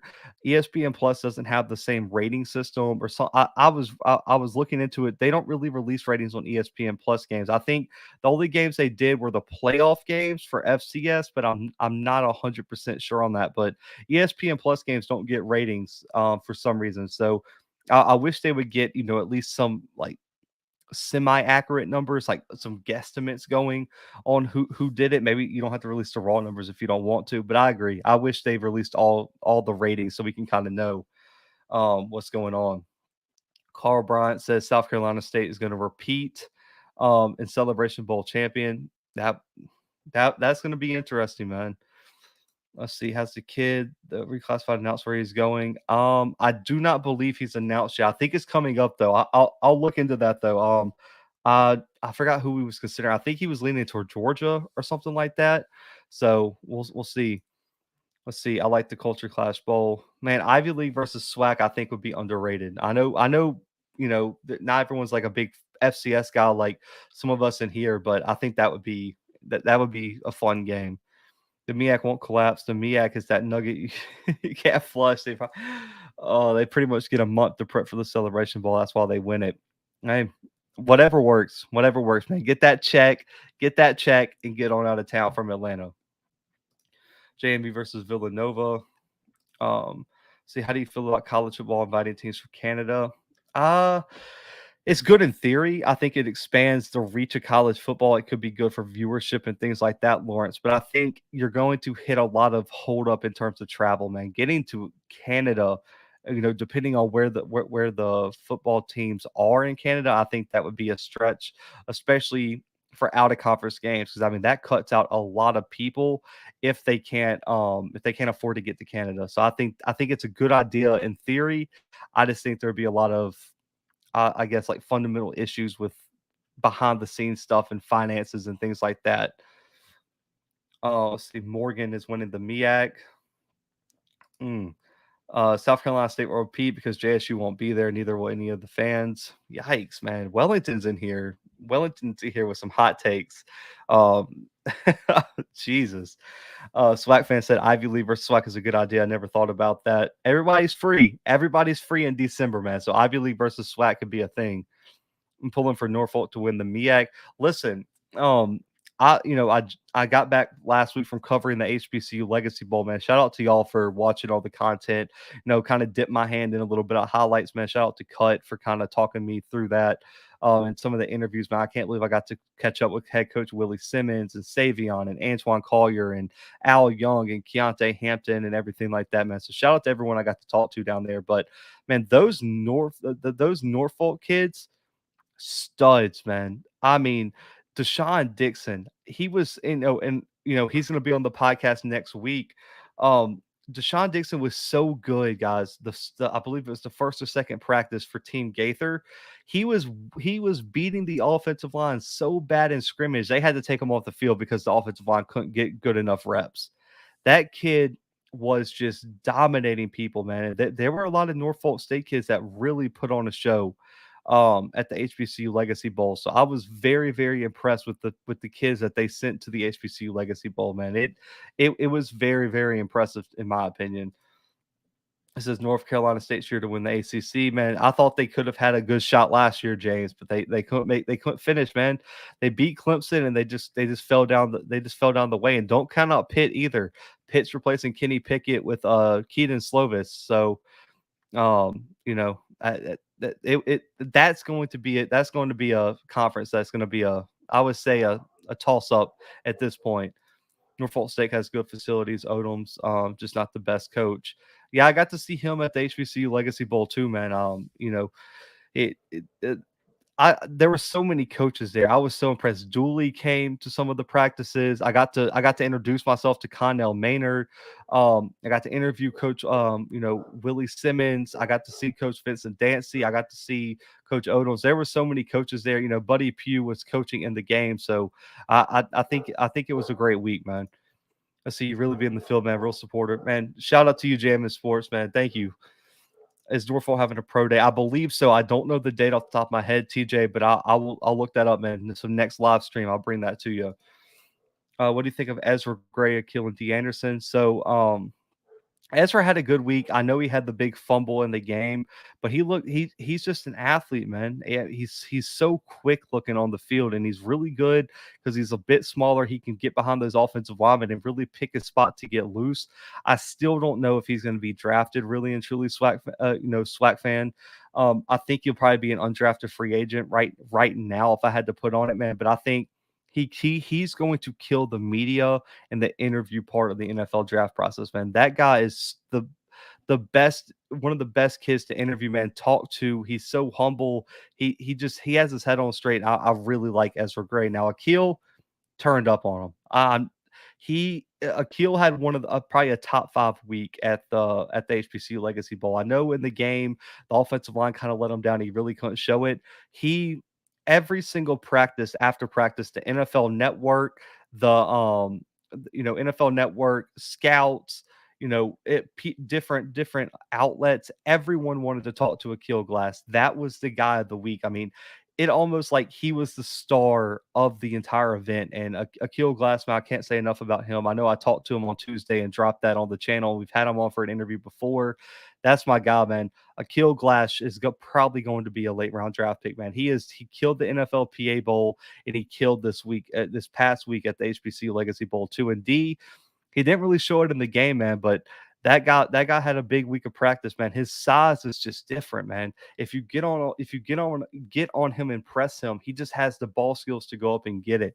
And he's the funniest person to cover too in terms of practices, man. That dude will talk trash to anybody. D was talking trash to the cameraman. He was talking trash to the refs. He was talking trash to the DBs. He was talking trash to everybody. And he's just vocal. He's a leader. And I think his ball skills and what he can bring to a red zone offense is going to get him a look in the NFL. Now, I don't know if, he's going to be a for sure draft pick, but I do think he's going to get a shot at the NFL, whether that be an undrafted free agent or something like that. But I do think Akil solidified his opportunity to be drafted. He is going to be picked in one of the 7 rounds of the NFL draft. Man, appreciate you, man. Yes, let's see. You're talking about a school that got 21,000 students and never pulled 30K at a game. How? Yeah, Wake Forest returns a lot of people, man. A lot of people. Was it a fun experience seeing different division levels on the same field? Um, I think it was a great experience, man. I was interested to see just the differences between the players because I mean, you could say they come from different divisions and things like that, but there were the kids from Bowie State and some of those other places, they didn't back down at all, and so I thought seeing a bunch of players who may not be able to face off was a really good opportunity, and I like how they kind of separated the teams almost into like SWAC versus MEAC with some D2 teams thrown in there. And I thought overall for the very first HBC Legacy Bowl, man, they did an outstanding job. The way it was organized, the access they gave us, man. I mean, guys, I mean, I know y'all saw on mine and Cuts content. They let us live stream the practices. They let us record. I mean, they let us get right in people's faces. They let me talk to Coach Willie Simmons on the field. They let you get on the field during the game. And I mean, it's like from me to the wall next to me, like I'm away from Patrick Mahomes and some people, man. The access that they gave us and the help that the staff gave us, man, it was great. So I would say the HBCU Legacy Bowl for the first year was immaculate to say the least. And I know me and Cut Dave were down there a lot together, man. He'll say the same thing as well. Southern should be embarrassed for playing that schedule. I understand they want to support up and coming HBCU programs, but them playing in NAIA school is out of bounds. Don't get me started, man. Don't get me started. JSU is not the second coming celebration bowl. Just be fine. And without the fans will support. The NFL network needs to stream all these all-star games for free, promote, help these guys get more eyeballs. I agree. I I definitely agree with that. Leon said, how is DeAnderson's speed? Just saw him up close. I don't think he's extremely fast. I don't remember off the top of my head what his 40 is. I have it on a sheet somewhere. I don't know where it is, but I'll post the sheet that had all the 40 times and everything. But he's just a strider, Leon. If you get him going, he just looks like he's gliding because he's so tall.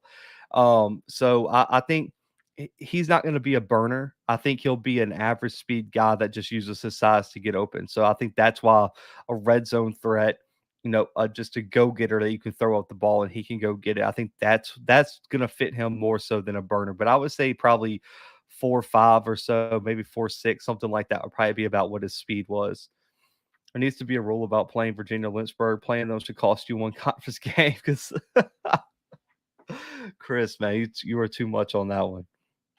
I should do a Legacy Bowl recap and talk about FCS performers, sleeper stocks, and scout chatter. I'll do that, man.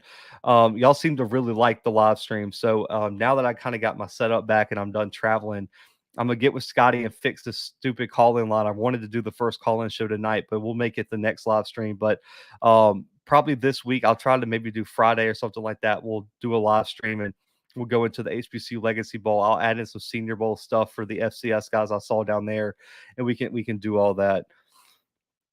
Let's see. How about Jermaine Martin? Man, the guy is just a playmaker. I mean, in practice, he flashes. And in the game, I think you saw his physicality. I think you saw his ability to bounce stuff out and his vision. The only thing I'm worried about with Jermaine is how bad is last season going to hurt him. I know he was a bit banged up at times, but man, he said like going into last year, he was like one of the top HBCU prospects in the country and just didn't have a great year. And I'm really worried that the NFL scouts are going to look at that and be like, okay, well, he put all these expectations on himself and everything, and he didn't live up to them. But I do think that he could be a running back that can be on an NFL roster. I'm just very worried on how the scouts are going to grill him about last season. Do you see Kristen Clark from Bama State? A specimen. I'll just call that, man. That dude is so big. It is unfair how big Christian Clark is, and that he is not the only one. Anderson just seems like he has a good catch radius, not fast. Yeah, that's exactly. Not super fast. He can just go up and go get the football.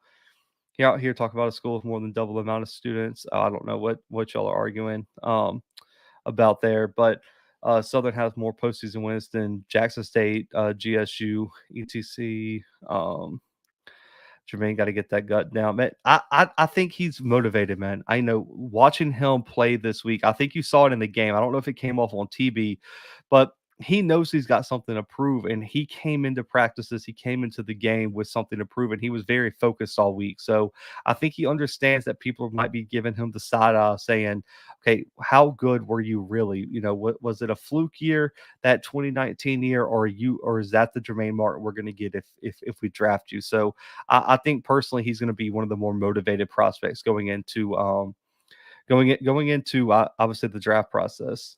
They're going to any spring games. I'm going to try, man. So, you know, moving back down, I'm in Mobile right now, Mobile, Alabama, and it's kind of in like the perfect spot to go to all these schools. It's kind of like it's right on I-10, 65's right there. So I can get anywhere in the state of Alabama or really in the South. I'm looking to go to Jackson States. I really want to go to Gramblins. I want to go to FAMS. I'll probably go to both the Alabama schools. Um, and then I'll try to kind of fit. It just really depends on how the dates line up as well. So I'm hoping to get to at least, 5 or 6, spring games knocked off my list. I'm also looking to go to some pro days if they're open to the public. I know there's some schools that aren't opening their pro days to the public. So or the media or anything like that. So I don't know how many of those I can go to, but I'm definitely going to be trying to get into some of these, places for their spring games. Hopefully that they'll let me get some media stuff done. I really, not even just for my own benefit. I really want to get on the sidelines so I can get you guys some really good content from all these spring games as well. Let's see. He said, "Man, y'all fuss with T every stream." He's trying to argue that SWAC attendance and TV viewership is a mirage. Uh, well, let it be, man. Let it be. Let's see. Also, you believe Ezra runs a 4.3 publicly? I would say 4.4 and surprise the scouts. He looks fast, but 4.3, I don't know. He's a Florida boy. So um, they had him listed, Leon, and I think they had it wrong. I don't know. That a lot of people were much slower on the list that we got than I would imagine, but they had Ezra at like a 4.5 or 4.6, and I can't see it. And I know we had the hamstring at the HBCU combine that he talked about on my show when we posted the interview from it. But I would imagine he's probably 4.4. I think he's right around a 4.4, a low 4.4, probably like a 4.423, something like that. But they had him listed at like a 4.5 or 4.6, and I just cannot see that being his legit speed. There's just no way, in my opinion, that that was his speed. It has to be faster than that, or he's in a lot of trouble too. So we'll see. Who do you think could challenge for the FCS championship from either division? Are you just talking about like in general? SWAC fan? Are you talking about like are you looking like which divisions are you talking about? Um for I would say just in terms of FCS for the FCS championship, man, North Dakota State, man, returns a lot of people. And North Dakota State's going to be so tough to beat this year, man. I know they just lost just I believe it's Jasier Cox today. They lost the D end. I'm blanking on his name. They lost Cordell Volson, the offensive tackle. They lost Christian Watson at wide receiver, but they returned just about everybody else. I mean, everybody else is coming back. So I would imagine that North Dakota State's going to be a problem. It's probably going to be in the FCS championship. I would say after them, James Madison and Jacksonville State are going to be out. So James Madison is a big loss there. I still like South Dakota State to challenge. I know that's still an MVFC team. I think they're going to be a really, really tough out as well. They're going to be a really good team. They got a lot of people coming back as well. Now, what their quarterback situation looks like, I don't know. Chris Duncan's out. They have a lot of talent at other positions, especially that wide receiver spot. How do you replace Pierre Strong? That's a big question for me as well. But right now, I'd put those two really, really high up there in terms of teams challenging. I still like both Montana schools to be up there. I think Montana State, man, with Tommy Millott coming back and what that defense is going to be. They're going to have to replace Troy Anderson and Daniel Hardy. I understand, but they got a lot of talent coming back from Montana State too. So I like Montana State as well to challenge for an FCS championship this upcoming year because the injuries really hurt them in the FCS championship. I don't think that game would have been as big of a blowout if Tommy Millott and those guys don't get banged up.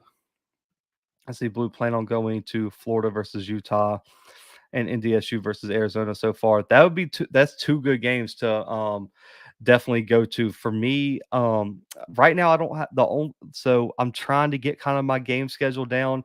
I'm waiting on like all the official schedules to come out. So I really want to hit the Fargo Dome this year. That is on my to-do list, is hit the Fargo Dome for a game. I know for a fact that I'm going to go to the Campbell Jackson State game for homecoming. I really want to make it out to a Grambling game. I really want to hit a FAMU game as well. I'm probably gonna Alabama State. I'll probably knock out one of their games just because I'm going to be right there. And then on top of that, I'll probably just have to fill in my schedule based on when everyone drops their schedule. But I'm probably going to try to go to a different game every weekend and hit a bunch of different stadiums, man, and get y'all a bunch of cool like vlog content of the different games and different cities and stadiums and things like that. If he told Jermaine to blame North Carolina A&T and it was a transitioning year, I'll let him know. I'll, I'll let him know, man. Did you hear any rumblings about the SWAC having movements coming this week? I heard some rumblings, but I don't think there's any smoke behind them. I just, like I said earlier, man, I just think the SWAC is at that capacity. I think if you add any more people, the scheduling and the classics that come into jeopardy, I just don't think they want to deal with that. So I don't see the SWAC having a lot of movements, and I don't see anyone leaving the SWAC with all the positive momentum that they've been having. Well, if a conference from FCS was able to make the jump to FBS as a whole, ah, I don't. I mean, so I'll say this, Waldo. There's none that can make like the jump as a whole, but I do think if you're gonna pick a conference as easy, you're probably gonna have to pick the MVFC because I say it for not just how good the teams are, but two, it really helps a geographical region as well. So I know a lot of people in the comments and a lot of people in these FCS groups and especially the SWAT groups when they get brought up for some reason, um, they just say, "Oh, North Dakota State should move up. They should move up. They're too good. Why are they sitting down here picking on FCS teams?" Well, they're too far geographically for the Mountain West. They don't fit geographically for the MAC. They're not they don't fit geographically and they're not ready to jump to a Power 5 conference in the Big 12. So where do they go? Where do the Dakotas fit in terms of college football as a whole? What conference do you put the Dakotas in? So I think moving up the MVFC, if you do, you get, in my opinion, you get North Dakota State, North Dakota, South Dakota. I think you can even pull a Missouri State up potentially. I think on top of that, if you can convince some of the Big Sky programs to come with you in like a Montana State, that would be great too. But I don't think there's any conference in the FCS that's able to make the jump right now fully. But if there was going to be one I had to pick, I think personally I would probably pick the MVFC, just in my opinion right now. Um, are you gonna slide any of the HBCU games? Yeah. So right now, I know I'm gonna be. I know for a fact I'm gonna be at Jackson State's homecoming against Campbell. I'm looking into trying to go. I don't remember how. I'll definitely be at Jackson State, Alabama A&M too. That's in my hometown. That's my city, Mobile. So I got to be at that one as well. But those two are the only ones set in stone right now. I might try to go to the Alcorn Jackson State game in Lorman. And then on top of that, I really, really want to try to go to either the Florida Classic or the Grambling Southern game in New Orleans. Those are two games I really want to knock off my list. So right now, those are probably the ones that are highest on my list, Chris. But I'm definitely going to be at the Jackson State homecoming against Campbell. And then I got some other stadiums I really want to knock off, and I will definitely be at Alabama A&M, Jackson State, and Mobile. So those would be the two that I'm absolutely going to be at in stone. Just my opinions and dreams. North Carolina A&T is going to get an offer from the AAC in 7 years. I like it, man. Hey, speak it into existence, man. Speak it into existence. Um, Tennessee State coming to the SWAC would be pointless unless the Texas schools and UAPB leaving. Yeah, I agree. I don't think it doesn't make logistical sense for the SWAC to add anybody. I personally, I don't think they're gonna add anybody. He said we can kick it UAPB out, man. Leave UAPB alone, man. That they tried their best out there. They tried their best. Listen, I drove through Pine Bluff this year. I get it. I completely get it, man. It's in the middle of nowhere. I mean, absolutely in the middle of nowhere. Oh, bet Calvin. It's listen, I can't do the top 25 off the top of my head, but listen, I am planning on dropping a top 25 as we get closer to preseason. So I got you, Calvin. I know I did my top 10 for FBS this year through most of the year. I'm gonna be doing so with these live streams, man. Y'all seem to really rock with the live streams more. Plus, I'm gonna get a call-in show. So I talked to Script and he said that the FCS needs a call-in show. He said he's the SWAC call-in show. I need to be the FCS one that y'all can call in and talk about FBS, FCS. So I'm going to try to move into that a little bit. So I'll be doing more live streams often. But yeah, I'll do a way early FCS top 25 as I get more research, man. I can't do it off the top of my head, cold like that. I think a new FBS conference will be created if the FCS schools keep moving up. It's a possibility. I think you could even see, Leon, a new FBS Group of Five conference being formed as they move up, kind of like a feeder conference, I would say, or something like that. One that teams can get into, build up their FBS resume, scholarship, money, things like that, and then move into whatever conference they want to join outside of that. Outside of Shador, who do you think will be the best QB? And Tony, are you talking about an FCS or the SWAC? Because if we're talking about the SWAC, mm, I think it's going to be Shador in the SWAC for sure. I think I'm going to throw Andrew Body in there second. I think Andrew Body is going to be a stud, man. I think that kid's going to take a huge step forward in terms of being ready for the moment. I think last year Texas Southern just really didn't. They had some wide receivers, but that they didn't have a great offensive line. They really didn't have good. They needed some help around them. I think they got them. So I'm gonna go Andrew Body with Shador, and then man, I don't know if he's gonna start, but I really like what I saw out of Joe Owens from Alabama State. I think he was the kid that started like the last 2 or 3 games for Alabama State. I think he's got some gamer in him, and I'm really interested to see him. And then I think Holloway, man. I think if Holloway wins the battle, he's going to be right up there with the best of the best in the SWAC for quarterback play. For the FCS, man, that's tough because this year it's you lost Eric Barrier, you lost Cole Kelly, you lost Cameron Ward, who transferred over to Washington State now. So you lost probably your top 3 quarterbacks in the country for FCS. So I think you're gonna have to throw Shador in there this year, shockingly, as much as some people might not think I would say that, but you have to throw in him. I think you're probably gonna have to put Cam Miller in from North Dakota State. I think he's going to take a huge step forward in terms of his development and being a more well-rounded passer. I think I'm blanking on the kid's name, and I apologize. The kid that plays for Missouri State. For some reason I can't let his name into my head, but the kid from Missouri State is going to be a problem. He finished, I believe, 10th or 9th in the Walter Payton Award race this year. He's going to be a problem. So if anyone knows his name, man, please comment it. But I think he's going to be right up there too in terms of the best FCS quarterbacks. Let's see. UAPB is going to have the best kicker in the SWAC. That is true. SWAC is FCS. LOL. Okay, way too early SWAC prediction. All right, without holding me to it. And I think I said this on someone else's show too. For the SWAC, I think Jackson State wins their division. I think FAMU's a close second, with Alabama A&M possibly being third. So I'm gonna go with Jackson State winning their division. In the other division, I'm gonna pick Grambling. I do think Grambling is gonna take. I know it's going to take a year for them to be at full capacity, but I do think they're going to take a big step forward.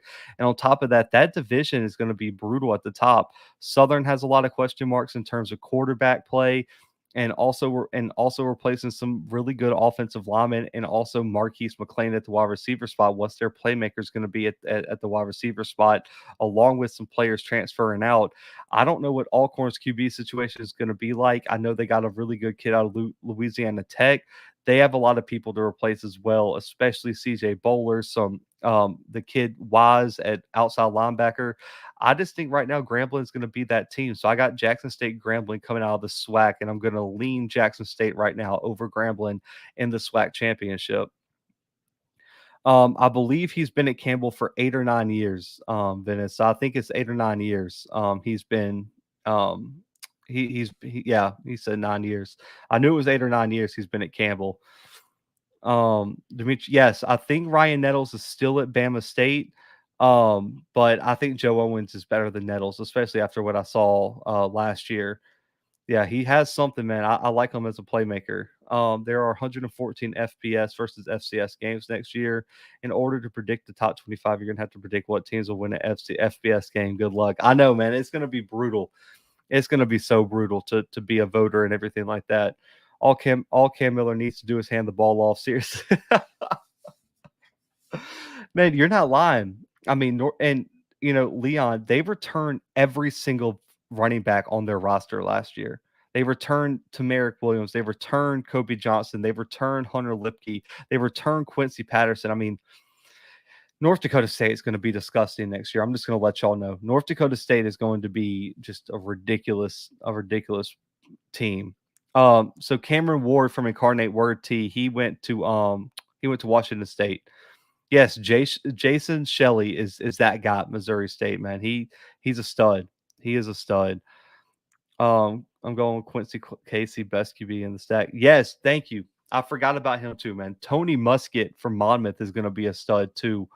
Um, I had him on the show, and he was he won the freshman of the year in the Big South, and I mean the kid can sling it. He didn't have a great year last year, but man, if he makes that step, Muskett's going to be a problem over there in Monmouth. Yeah, Cameron Ward transferred to Washington State. So he transferred to Washington State because the head coach of Incarnate Word took the offensive coordinator job at Washington State. So all he did was follow his head coach to his new I guess spot. Antonio. So okay, we're gonna get into this, and I need to clip this and like pin it on my channel somewhere because I get asked this all the time. So Antonio, so the reason North Dakota State is not an FBS team is one of a few things, but one, they're not they don't make enough money right now that like I don't think they even are a top 10 earner in FCS right now. But the biggest reason that North Dakota State's not an FBS team is because they don't fit any conference geographically. So they're too far away for the Mountain West to take a chance on them to pull up because they don't want teams traveling all the way from the West Coast to have to travel to North Dakota State and things like that. And then on top of that, the MAC up in the Midwest and like the Ohio region also thinks they're too far. They don't want to increase the travel for their teams either. So it's really location because the only geographic fit they really have is the Big 12, and you cannot jump from the FCS to a Power 5 conference right off the bat, especially with the financial situation that North Dakota State has. So it's really just location and just haven't had that luck yet to get to the next level. It's not that they're staying to beat up on FCS teams like some people would say. And on top of that, they've only been an FBS team for I don't exactly remember. I don't know if our guy Dave is still in the chat, but they were D2 to like the mid 2000s. So that it's not like they've just been dominating FCS forever. So I just it's location really and truly, man. And on top of that, they don't have the finances right now to support a big jump all the way to the FBS. What will the point spread be in A&T versus NDSU game? I would say probably 20. I would say somewhere around 20 to 24, Jay. Um, 20 to 24, I think, is North Dakota State over A&T right now. Monmouth is a beast. They got a good O-line. They do. Let's see. The Dakota schools all used to be D2. Longmire won't even go work in Fargo. They need to relocate. Oh, man. The Dakota school's been balling since 2000. They're in the Big 10 region. Like you said, they can't jump.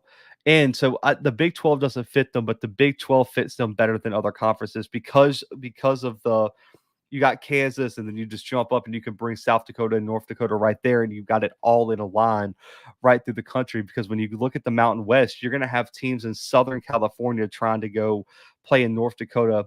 It's not going to work. And then on top of that, with the MAC, you got teams from like the East Coast trying to play all the way in North Dakota. It's not going to work either. So I think when you look at the geographic fit, the Big 12 or the Big 10 makes the most sense.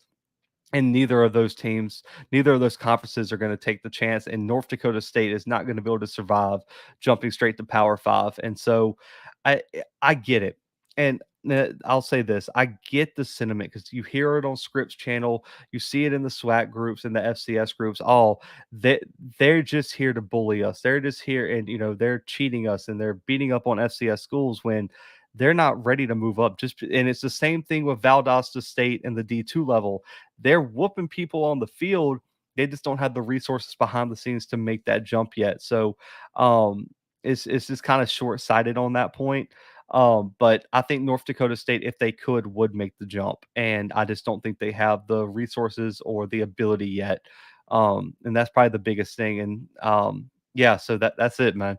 That's why they haven't. Yeah, no problem. Let's see. Yes, like the stream while you're in here, man. We've had close to 100 people in here the whole time, man. Shout out to y'all for rocking with me.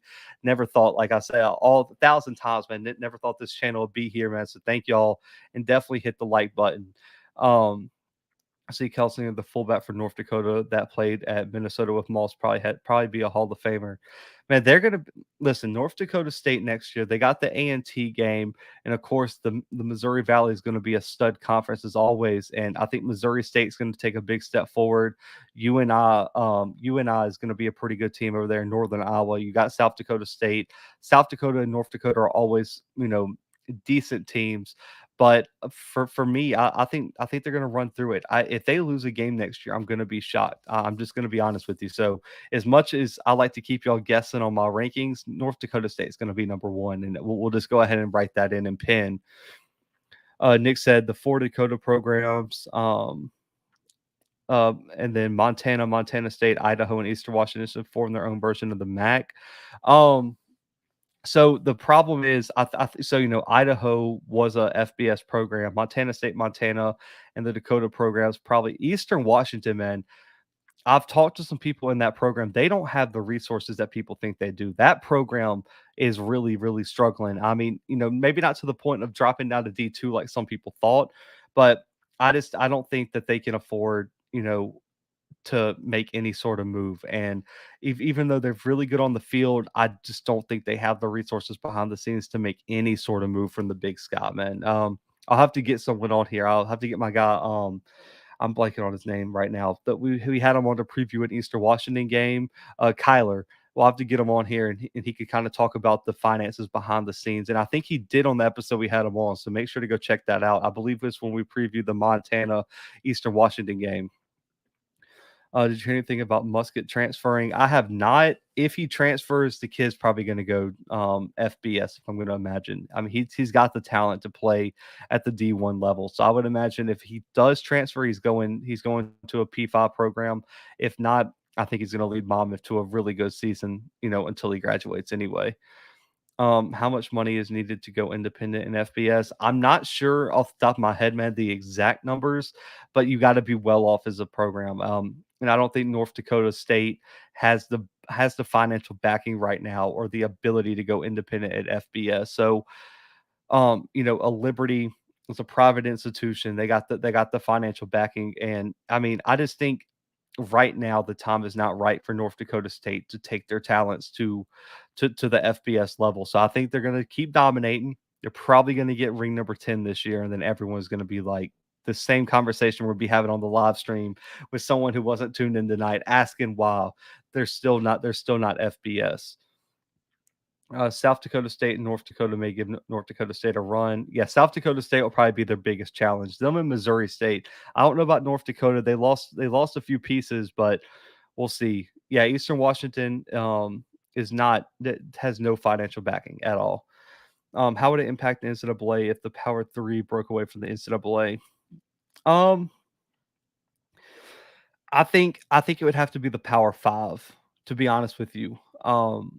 And I've been a vocal proponent of that happening. I think the NCAA is, and this is going to sound like a dramatic comparison, and I don't mean it to sound as dramatic, but it's the best example I could think of off the top of my head. Is the NCAA is a cancer inside college football, and it's slowly going to kill college football if someone doesn't remove it from the situation. I think I've been very vocal on this show about a commissioner, about breaking away from the NCAA as a overall like college football in general. And I've heard people ask me, could the SWAC do it? Could this thing? If the SEC is having doubts about breaking away from the NCAA, then the SWAC has no chance of breaking away from the NCAA. They don't have the financial resources. There's no way they could afford to break away from the NCAA. But I think if the Power Five did it, that would be more cause to, for like, I think that would be a better stepping stone for the NCAA to be stepping away from college football. I think a commissioner surrounded by a panel of the leading college football experts. So it might be one commissioner every so often gets voted the head of college football, and you got the panel of people around them. I think what it could do is open up better parity. It could bring more clarity to paying players and how to take care of the student athletes. There's a lot of benefits. I'll have to link after I get off the live stream. I'll have to link that episode in here, but I go into all the positives of getting a commissioner of college football and why the NCAA is really tearing it apart. Um, it's real. It's the NCAA is the one downfall I think of college football's growth, and I think until they break away, I think the growth and the development of student athletes in college football is going to be limited. Not just college football, all college sports. I think TV rights, have taken a step forward in the right direction. These conferences are making so much money that I think the NCAA right now is really holding college football back. But that could be a whole thing, a whole episode on its own. How about all the Dakotas leave together? Maybe I still don't know if they'd have the financial back in Sonic Boom because they would still have to go somewhere because you have 4 teams in the Dakotas and that's not enough for a conference. Does NDSU's domination hurt the growth of FCS football? Um, I've never been of the opinion, sir, that dynasties hurt college football because people will tune in just to see North Dakota State if they can win a 10th national championship this year. I don't think it hurts college football per se. Um, I do think that some of the other fans might get annoyed with it, but I don't. I think it's a storyline. Anything that gets people talking, that you can write about, that you can make shows about, that can get people engaged, I think is good. And I find this writing about how powerful North Dakota State is great, and I think it gives people, and other programs, a blueprint on how to do it because North Dakota State isn't the richest program. They don't have the most 5 stars. They don't have the most 4 stars, 3 stars, etc. So I think it's a very interesting storyline. So I don't think it hurts the growth of FCS football because every year we talk about who's going to be that next team to challenge them, and until someone knocks them off, I don't think Alabama's domination of FBS football hurts college football. So I don't think dynasties hurt. I think dynasties are a storyline that people should embrace, and that's just my perspective of it. But there are some people who probably do think it hurts. It hurts them at least. The Power Five will be its own cancer if they break off. There'd be no regulation. There's a lot to go into that. I'll do a whole episode this all season about that because I have a lot of ideas, and so I definitely want to get those, organized, and I'll present my case on the NCAA.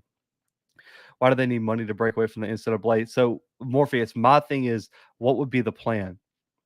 So the SWAC separates from the NCAA. Nobody else does. What happens? Well, what is the end goal for that? I don't like so for me, you break away. You've got FAMU, Jackson State, Southern, and you got maybe like one other school that makes money. Everybody else is operating at like barely trying to survive. So where do they go? Who do you schedule? Who handles everything? Who's in charge of it? If it's just a SWAC. So Charles McClellan is just going to run the SWAC away from this. So like I think one conference cannot just break away and then run off with this. And I don't think an FCS conference out of all the conferences out there are going to be able the ones to make it out and survive. So I think you need money because you have to finance the move. You have to finance all the decision making and the resources behind this move away. And you've got to finance finding TV deals and all kinds of things like that. The SWAC Morpheus is not going to be able to make the move. It's going to take a P5 conference to lay the blueprint before an FCS conference has any thought of separating from the NCAA. And especially, I just can't see it, man. Let's see. Nick Means with Murray State football leaving the OVC. Do you think the D2 private school Linwood of St. Charles would get an invite? So they got an invite tonight. Lindenwood just moved up tonight, Nick. So they are officially in the FCS right now. So yeah, Lindenwood is there. Um and it is a big deal. So I think it's going to be interesting on that. Only asked because North Carolina A&T's domination hurt the Celebration Bowl's attendance or attention. It could. I mean, I don't. So it's tough. I think it go either way. I think it was different though with the Celebration Bowl because there was only a it was only like a select number of teams who could make it. With the playoffs, you see North Dakota State beat so many different teams, and I think North Carolina A&T's domination hurt it differently because it was like a bowl game between two conferences rather than like a national championship that everyone had a chance to win. Um, man, shout out to Swack and a Fool, man. Y'all go check out their show. We definitely are gonna have some Swack and a Fool Blue Bloods collabs this upcoming season, man. So stay tuned for that, man. But shout out to Swack and a Fool. Y'all go subscribe to their channel as well, man. They make some of the funniest content on YouTube, man. So definitely trendsetters over there. North Dakota State used to get knocked off by North Dakota and JMU. How about the Dakotas? St. Thomas, Drake, and NIU make a conference and move up. It could happen. I don't think North Dakota is going to move up to make their own conference. I think they're cool with where they're at, and so we'll see, man. We'll see. Let's see. Okay, the PFAS separates, but how do we drastically improve the state of the FCS? Whew. That could be a whole show right there, Sonic Boom.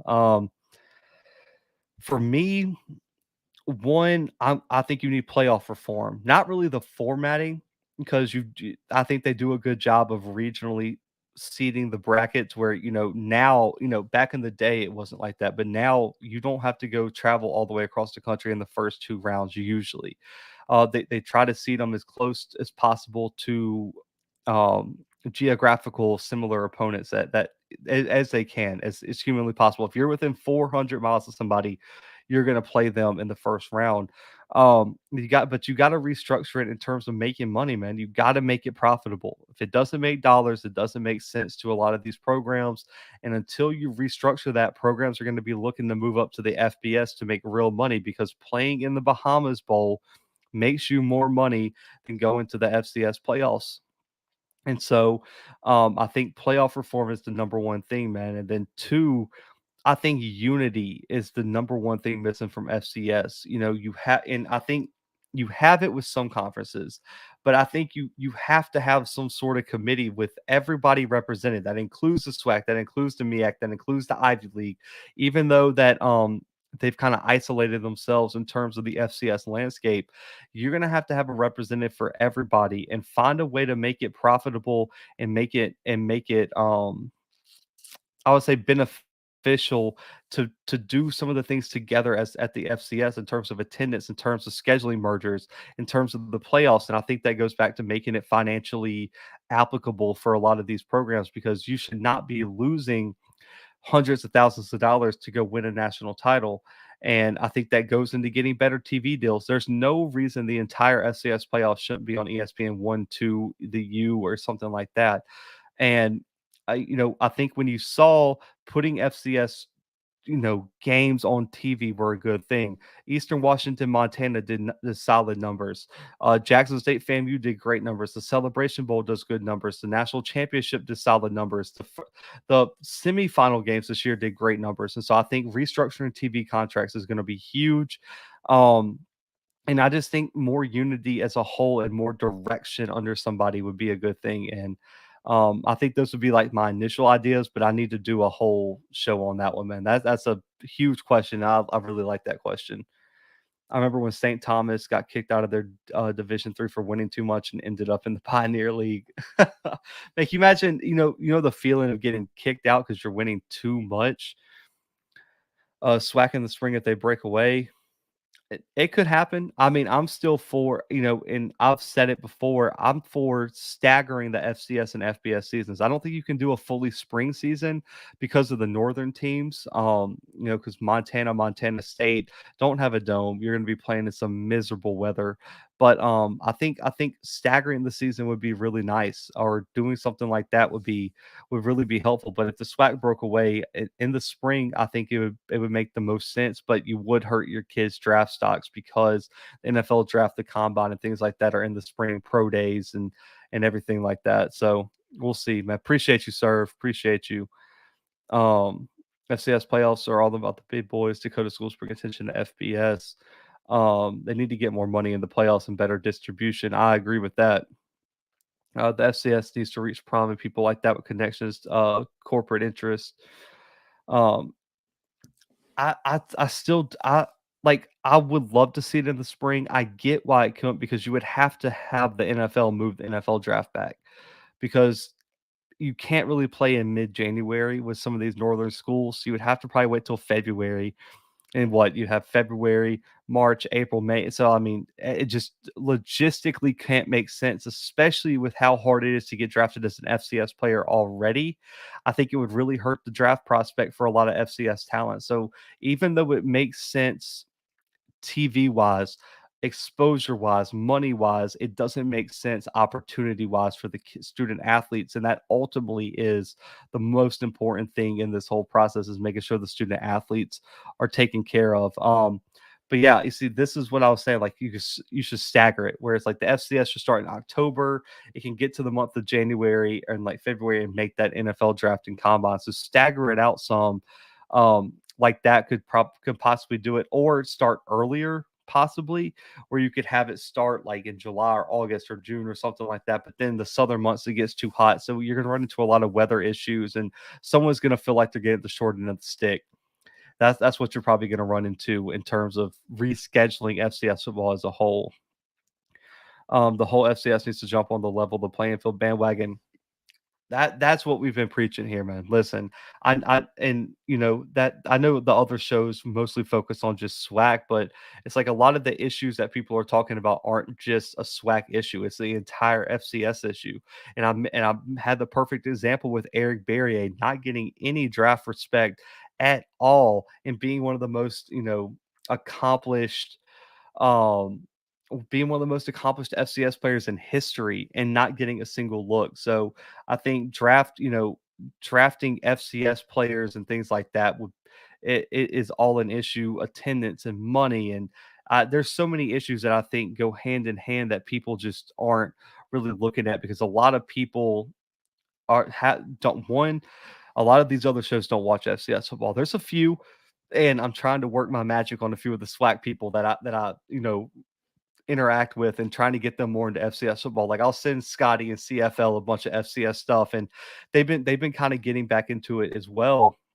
And I talked to him a lot about FCS prospects at the HBCU Legacy Bowl, but I just think it's overall people have to realize that yes, we have this fundamental HBCU issue too, but if we expand it more to FCS too, you're going to see that there's a lot of a lot of similarities in terms of things that need to be addressed and everything like that. So we'll see. It's all the process, man. But I agree with you, man. That the whole FCS has to level the playing field at some point. FCS top conferences pull money from sponsors, networks. They need to do better deals. Appreciate you, man. Definitely appreciate it. Let's see. Too hot is better than too cold. That I will agree with you on that. Stagger it too late. It affects the Senior Bowl, pro games, and pro workouts. We'll see. Eric Berry is getting blackballed. That's different. Eric Berry numbers and wins are good enough to get drafted.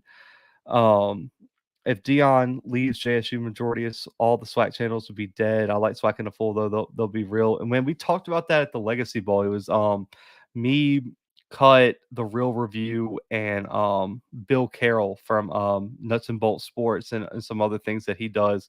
We were kind of talking about when Dion leaves, what's going to be left in terms of not just like the SWAC coverage, but FCS coverage and everything like that. And I think there's going to be some channels to stick around. I mean, there's some that focus so much on JSU that they're probably not going to make it.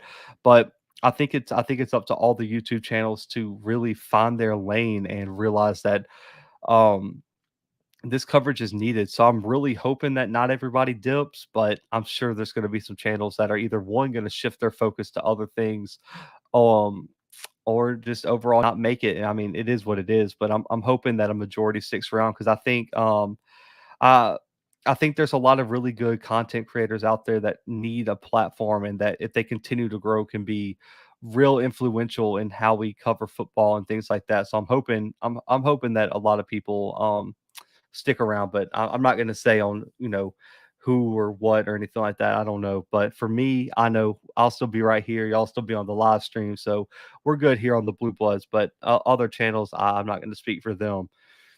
They need to watch more highlights on the Alex Hines or yeah, I agree, man. Because like I believe the Vic Valigent is kind of like the cut day of FCS, and same for Alex Hines. So yeah, I agree that those channels got to be plugged more. It's shocking to me to hear that FCS champs don't have that kind of money. The coaching is stellar, in my opinions.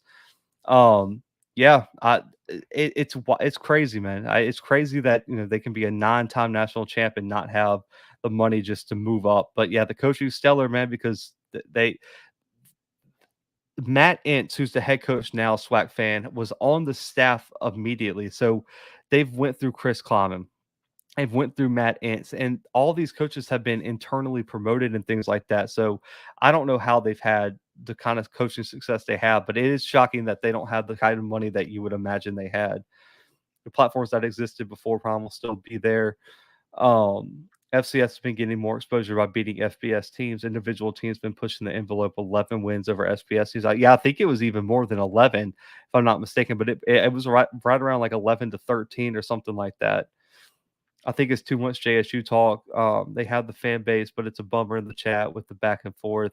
Yeah, I mean, for me, uh, you know, you like building, it's all good because I mean, everyone knows you can make a JSU video and get, 6, 7, 8, even more thousand views, and you don't have to talk about anything. You just put you just can put Jackson State in the title, and the views roll in. And so I think it's also trying to find your lane, man. I would, and I talked to Bulldog Report from South Carolina State, um, and we were talking about that, and I told him, I was like, you just got to find your lane, man. Because for me, like I don't want to base my content off of one team. Like I want to talk about the SWAC, I want to talk about the MVFC, I want to talk about the ASUN, the OVC, the Big Sky. I want to talk about Power Five. Like I want to be versatile with my content, even though some content definitely does not get the same views. You can even look at the interviews. I mean, my Keith Corbett interview got like 4K, but then, I got an amazing interview with Eric Barrier and it only got a few hundred, and I'm cool with that. But I got a chance to talk to Eric Barrier, and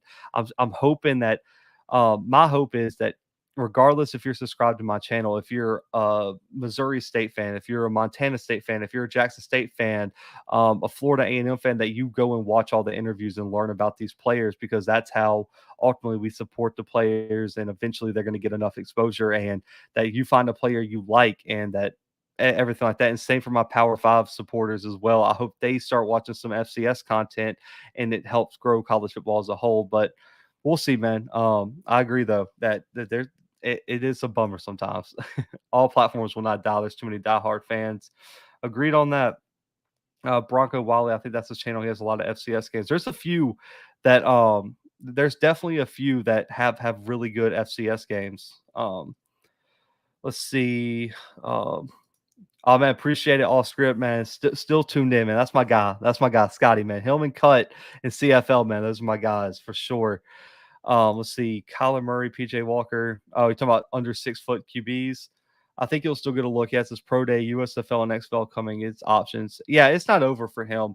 I was just shocked that he didn't get invited to any of the games. I mean, especially like the NFL PA Bowl. I thought that was a really great opportunity. You've already had a Keel Glass. You had Cole Kelly. I think if you invite Eric Berry, man, you've got some of the top quarterbacks in the country from FCS all playing on that field, and it was on the West Coast where he would have some fans. I thought that game, I was very surprised I didn't invite him, and I understand it's tough. And me and Script talked about this off camera about the Senior Bowl selection process. You have to realize how big the pool is and how hard it is. And what I would like to see, I know we got the HBCU Legacy Bowl. I would like to see an FCS Senior Bowl, in terms of, yes, you have your Troy Andersons, your Christian Watsons, your Trevor Pennings that get to go to the Senior Bowl because they're just that revolutionary and that just transcendent from the FCS. But what about the FCS prospects that don't have that outlet? I think the Legacy Bowl serves its purpose for HBCU players, but where's the FCS Bowl for kids? Because you got kids like an Eric Berrier that really deserve a shot, and there's kids all over the country that I think could play in that game. Because how great would it be? I know we played an NFLPA game, an FCS Senior Bowl. You got one team led by Cole Kelly. You got one team led by Eric Berrier. You got Pierre Strong at running back. I mean, there are so many mix and match possibilities of like matchups that we've all wanted to see. You can have Christian Watson at wide receiver, Trevor Penning, the Matt kid from North Dakota. There's so many great FCS athletes, the Daniel Hardys, the Amandre Williams, and so on and so forth. You could have so many matchups, and I think just a pure FCS game is needed. And they do have an FCS game in Orlando, but they don't invite just FCS players. I don't understand how it works. I think it's like the Tropicana Spiral Bowl or something. It's something like that, but no recognition. I'm talking about have one right like the week before the Senior Bowl or something like that, where you can have the best FCS players play each other. So I just don't think there's something like that out there right now, and I would like to see it as an FCS analyst and as a fan. I think Glass has the tools, but would have developed his tools facing better competition. I don't think Glass will get free agency. Good point, Blue. There was a time where there was a ton of FCS players in the Senior Bowl, and listen, they showed out. Let me say that Christian Watson, MVP on his team, was the offensive wide receiver MVP. Troy Anderson showed out. Trevor Penning showed out. The kid from Southern, Jatari Carter, showed out. There were so many great FCS athletes that just blew scouts away at the Senior Bowl. And you're telling me that that other FCS athletes couldn't do the same. Then at the NFLPA game, Cole Kelly wins MVP. The kid from Nicholls State, the wide receiver, ridiculous game. You also had Akil Glassshine. You also Pierre Strong did his thing in his All-Star game. There's so many this offseason. And I talked about it with Lewis Kidd on the interview today. There were so many FCS players that shine this offseason and that I think are going to be great athletes. Trevor Penning from Northern Iowa is talking about potentially being a top 15 pick after his Senior Bowl. Put that perspective. A kid that played in Northern Iowa might be a top 15 pick. He's going to be like the third offensive tackle taken after Evan Neal from Alabama and probably what is it? I think it's a Wonku from NC State. That they're just going to be ridiculous. And T Smooth here. I was talking to Cut at the HBCU Legacy Bowl, and shout out to Cut for all his content, man. That's my guy. I'm so glad I got to meet him. He didn't know about Troy Anderson, and we were talking with Bill Carroll about FCS prospects that I thought that could get drafted, and I was telling him about Troy Anderson. That this is a guy, Troy Anderson. Let me just put it in perspective. I know people who watch my content probably know, but there's probably some people in the chat that don't understand. Troy Anderson came into Montana State, played quarterback, won the Big Sky Player of the Year, and was like an All-American quarterback. Then he went to running back. Was an All-American for running back at Montana State. On top of that, was one of the best running backs in the Big Sky with like 20-something rushing touchdowns. And then moved to linebacker and finished second in the Buck Buchanan Award race and was an All-American at middle linebacker. Tell me how that guy is not getting looked at as one of the best athletes in the draft. That is a freak of nature to be an All-American at 3 different positions on different sides of the ball. We talked to Lewis Kidd on today's episode that I dropped, and Lewis said that he was so smart that he remembered the plays from when he was playing quarterback and calling them out in practice, and they had to like tone it back down, and he couldn't be guessing plays like that. I mean, the fact that that kid wasn't known by everybody who covers FCS football is mind-blowing to me. And Christian Watson running a 4.3 at 6'4", 210 at the Senior Bowl. What is that?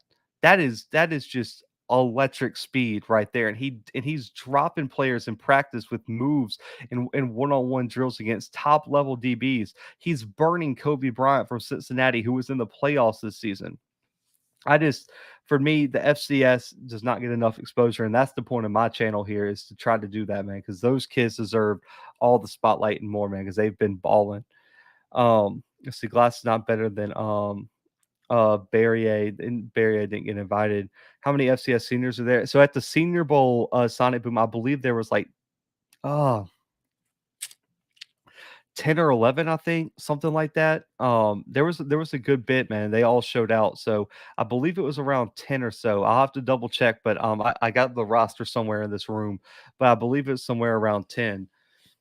Cut the man, cut day. Shout out to him, man. That dude was amazing to me, man. Me and him hung out all week. That guy is the real deal, like you said. Was anybody this year drafted in the USFL? Yeah, I think there was a few people who got drafted. I'll have to do like a USFL recap as well. But I don't remember all who was drafted. Let's see. It's some scouts that have all these guys on their list. They rather pick them up as free agents than draft them if they're not on others' radars. I get it. At the end of the day, it's still politics behind the scenes. But for me, you know, uh, I like it's still kind of crappy that they lose out on money and the notoriety because of politics behind the scenes. Like, oh, this kid's probably a second round talent, but we can just let him slide to the end and hopefully pick him up as a free agent. Like, that's still kind of weak. I get it though. It's all good, but we'll see. Just trying to see how the two teams would break down. Oh yeah, for sure. I always thought FCS to not get enough respect is crazy. It is, and you know, looking around, there's really not a lot of channels that do this. So I know I I cover every level, which is just dumb, really and truly. It's a lot, but there's really not just like other FCS channels that cover the entirety of FCS. There's a lot of like specific channels. Like there's like probably only about 6 or 7 podcasts that really cover FCS as a whole, and everyone else is really just focused on one sector. You got all your SWAC podcasts, you got your Jackson State podcast, you got your Southern podcast, you got your Montana State, your Montanas, your Eastern Washingtons, and everyone's just kind of focused on like an aspect, but there's really not like a place to come where you can get like holistic information about the FCS. And I know that that ultimately hurts the perception and understanding of FCS as a whole. So I think I'm hoping that there's more people that take on that challenge of covering this like all of FCS, hopefully. And so we'll definitely see on that. In FCS schools, I beat FCS schools get most exposure and players in the pros. Also coming in as a free agent, you only have a chance. Only rounds 1 through 3, maybe 4 are locked to make the team. That's true. Yeah, if you get drafted in like the 6th round, it's probably like a 50-50 shot that you make a roster. To be honest, so I get it. It is what it is, but it is a big deal though. Pro football was flag football, HBCU ball, almost flag football. Wow, injuries, man. It's all about injuries. They don't want to see no one get hurt. The Pro Bowl is different. The Pro Bowl is just a bunch of people that they just do it for the money, man. It's all the money grab for the Pro Bowl. But the HBC ball, I wouldn't say was like flag football. I mean, they were out there hitting. I was on the field. They were out there hitting. I don't, you know, it was the first year. I thought the game could have been a little bit more fast paced, but the ultimate goal, Russell, is for no one to get hurt, and they don't want to get too complex. You only got a week to learn the playbook. So the playbooks are super, super basic. The defensive schemes were very, very basic. And it's just you can't bring blitzes because the offense is such a disadvantage because defensive playbooks all are really similar to a point, but offensive playbooks are much more complicated to learn. So this is trying not to get hurt, and also simplified playbooks and things like that really make it easier on the players to grasp concepts before the game on Saturday. So I don't think it was flag football for the HBCU game. I just think it's a basic all-star game where you only got a limited amount of time to kind of learn things and gel together. Do you think some SCS schools like Sam Houston or PV being in the state with 12 FBS teams will ever be able to get some type of shine? Um, Maybe, Gabriel. I mean, it definitely hurts. I think, you know, that is a good question, man. That's a really good question. I'm not sure how to answer that. I think it just depends on if they're good. Ultimately, people want to watch good football, Gabriel, and that's what it comes down to. If PV or Sam Houston is playing good football, people will tune in to watch. If they're not playing good football, people won't show up and people won't care. So I think as long as they got a winning culture, and if Sam Houston or PV went on a run like a North Dakota State or somebody, I absolutely think the people will be tuned in. But it's just like they say about LA professional teams. If you're not winning, there's other stuff to distract you. So if PV or Sam Houston isn't good, then why would I watch it when I got 12 FBS teams that may or may not be good, or they're playing high level football that I can watch instead? So I just think it's more earning your place in the market more so than, just it's impossible to get a shine in a state like that. So I think it just depends on if they're good. Winning brings eyes, winning brings money. It's all about winning. And so if they make it interesting and they're making a statement, then I think they'll be fine, in my opinion. Sam Houston got shine this season and on the spring. Pro was definitely trying, not trying to get hurt, man. The Pro Bowl, I haven't been a fan of the Pro Bowl in a long time. I mean, it probably hasn't been good since the early 2000s. Let's just be honest. They were laying the wood in the Legacy Bowl. I'm excited. Listen, and I got to meet I believe it's MVMT Sports too. Or I believe that's their, if I butchered it, man, I apologize. But I got to meet them too at the Legacy Bowl, and we were talking about, but the coverage next year at the Legacy Bowl could be crazy. I want to see, and I know it overcrowding isn't good because I got a lot of great content me and Cut did, but I would love to see Scotty down there for the all script. I would love to see CFL down there. I love to see, Swack Buzz, Tomorrow Leader Sports, Swack and a Fool. The more coverage that we can get for the HBC Legacy Bowl in year two, man, that thing could take off because I can definitely tell the foundation is there. They got a bunch of great people running it. I just want to see more media coverage because outside of MVMT, outside of myself, outside of Cut, they're really in NFL Network. There really want a lot of people there covering it, and so I think having a lot more of the SWAC and HBCU media plugged in, I think it could be big. And also Bulldog Report too, South Carolina State podcast, man. Shout out to him too. There, I thought year one, man, they did a really good job. I'm excited to see what they do year two. I know it was Cutter the Real Review was talking to the girl who selected the rosters, and they said they're going to push back their selection date. They said they feel like they picked players way too early this year, so I would imagine that they're going to have a more holistic selection process next year. And so I'm really interested to see what that does in terms of putting together rosters. Do more players go to the Legacy Bowl over other all-star games? And so I think personally it's going to even be better year two. So I would stay tuned for that. It was just year one. Just remember that. So any of the like things that you think could be improved on, they're probably going to improve it year two. But man, it's already 10:30 my time, 11:30 for you, Eastern time people who are tuned in. But listen, I'm gonna get with Scotty. We're gonna fix the call line. I'm gonna probably go live Friday. We'll do another one. There's a lot of storylines I know you guys want to talk about. So if there's we'll do it like a mailbag part two, since it's been probably like 3 or 4 months since I've done one of these.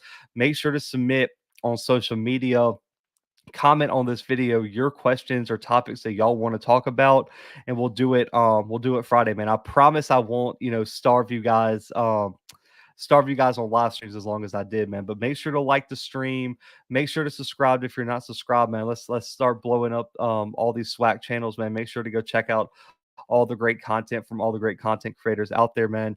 I'll have more interviews dropping soon too, man. You guys know nobody does FCS interviews like your boy, so make sure to check them out. Even if you're not a fan of the show, a fan of that team or anything like that, man. Promoting FCS players way more important. But guys, until next time, the Blue Bloods are out.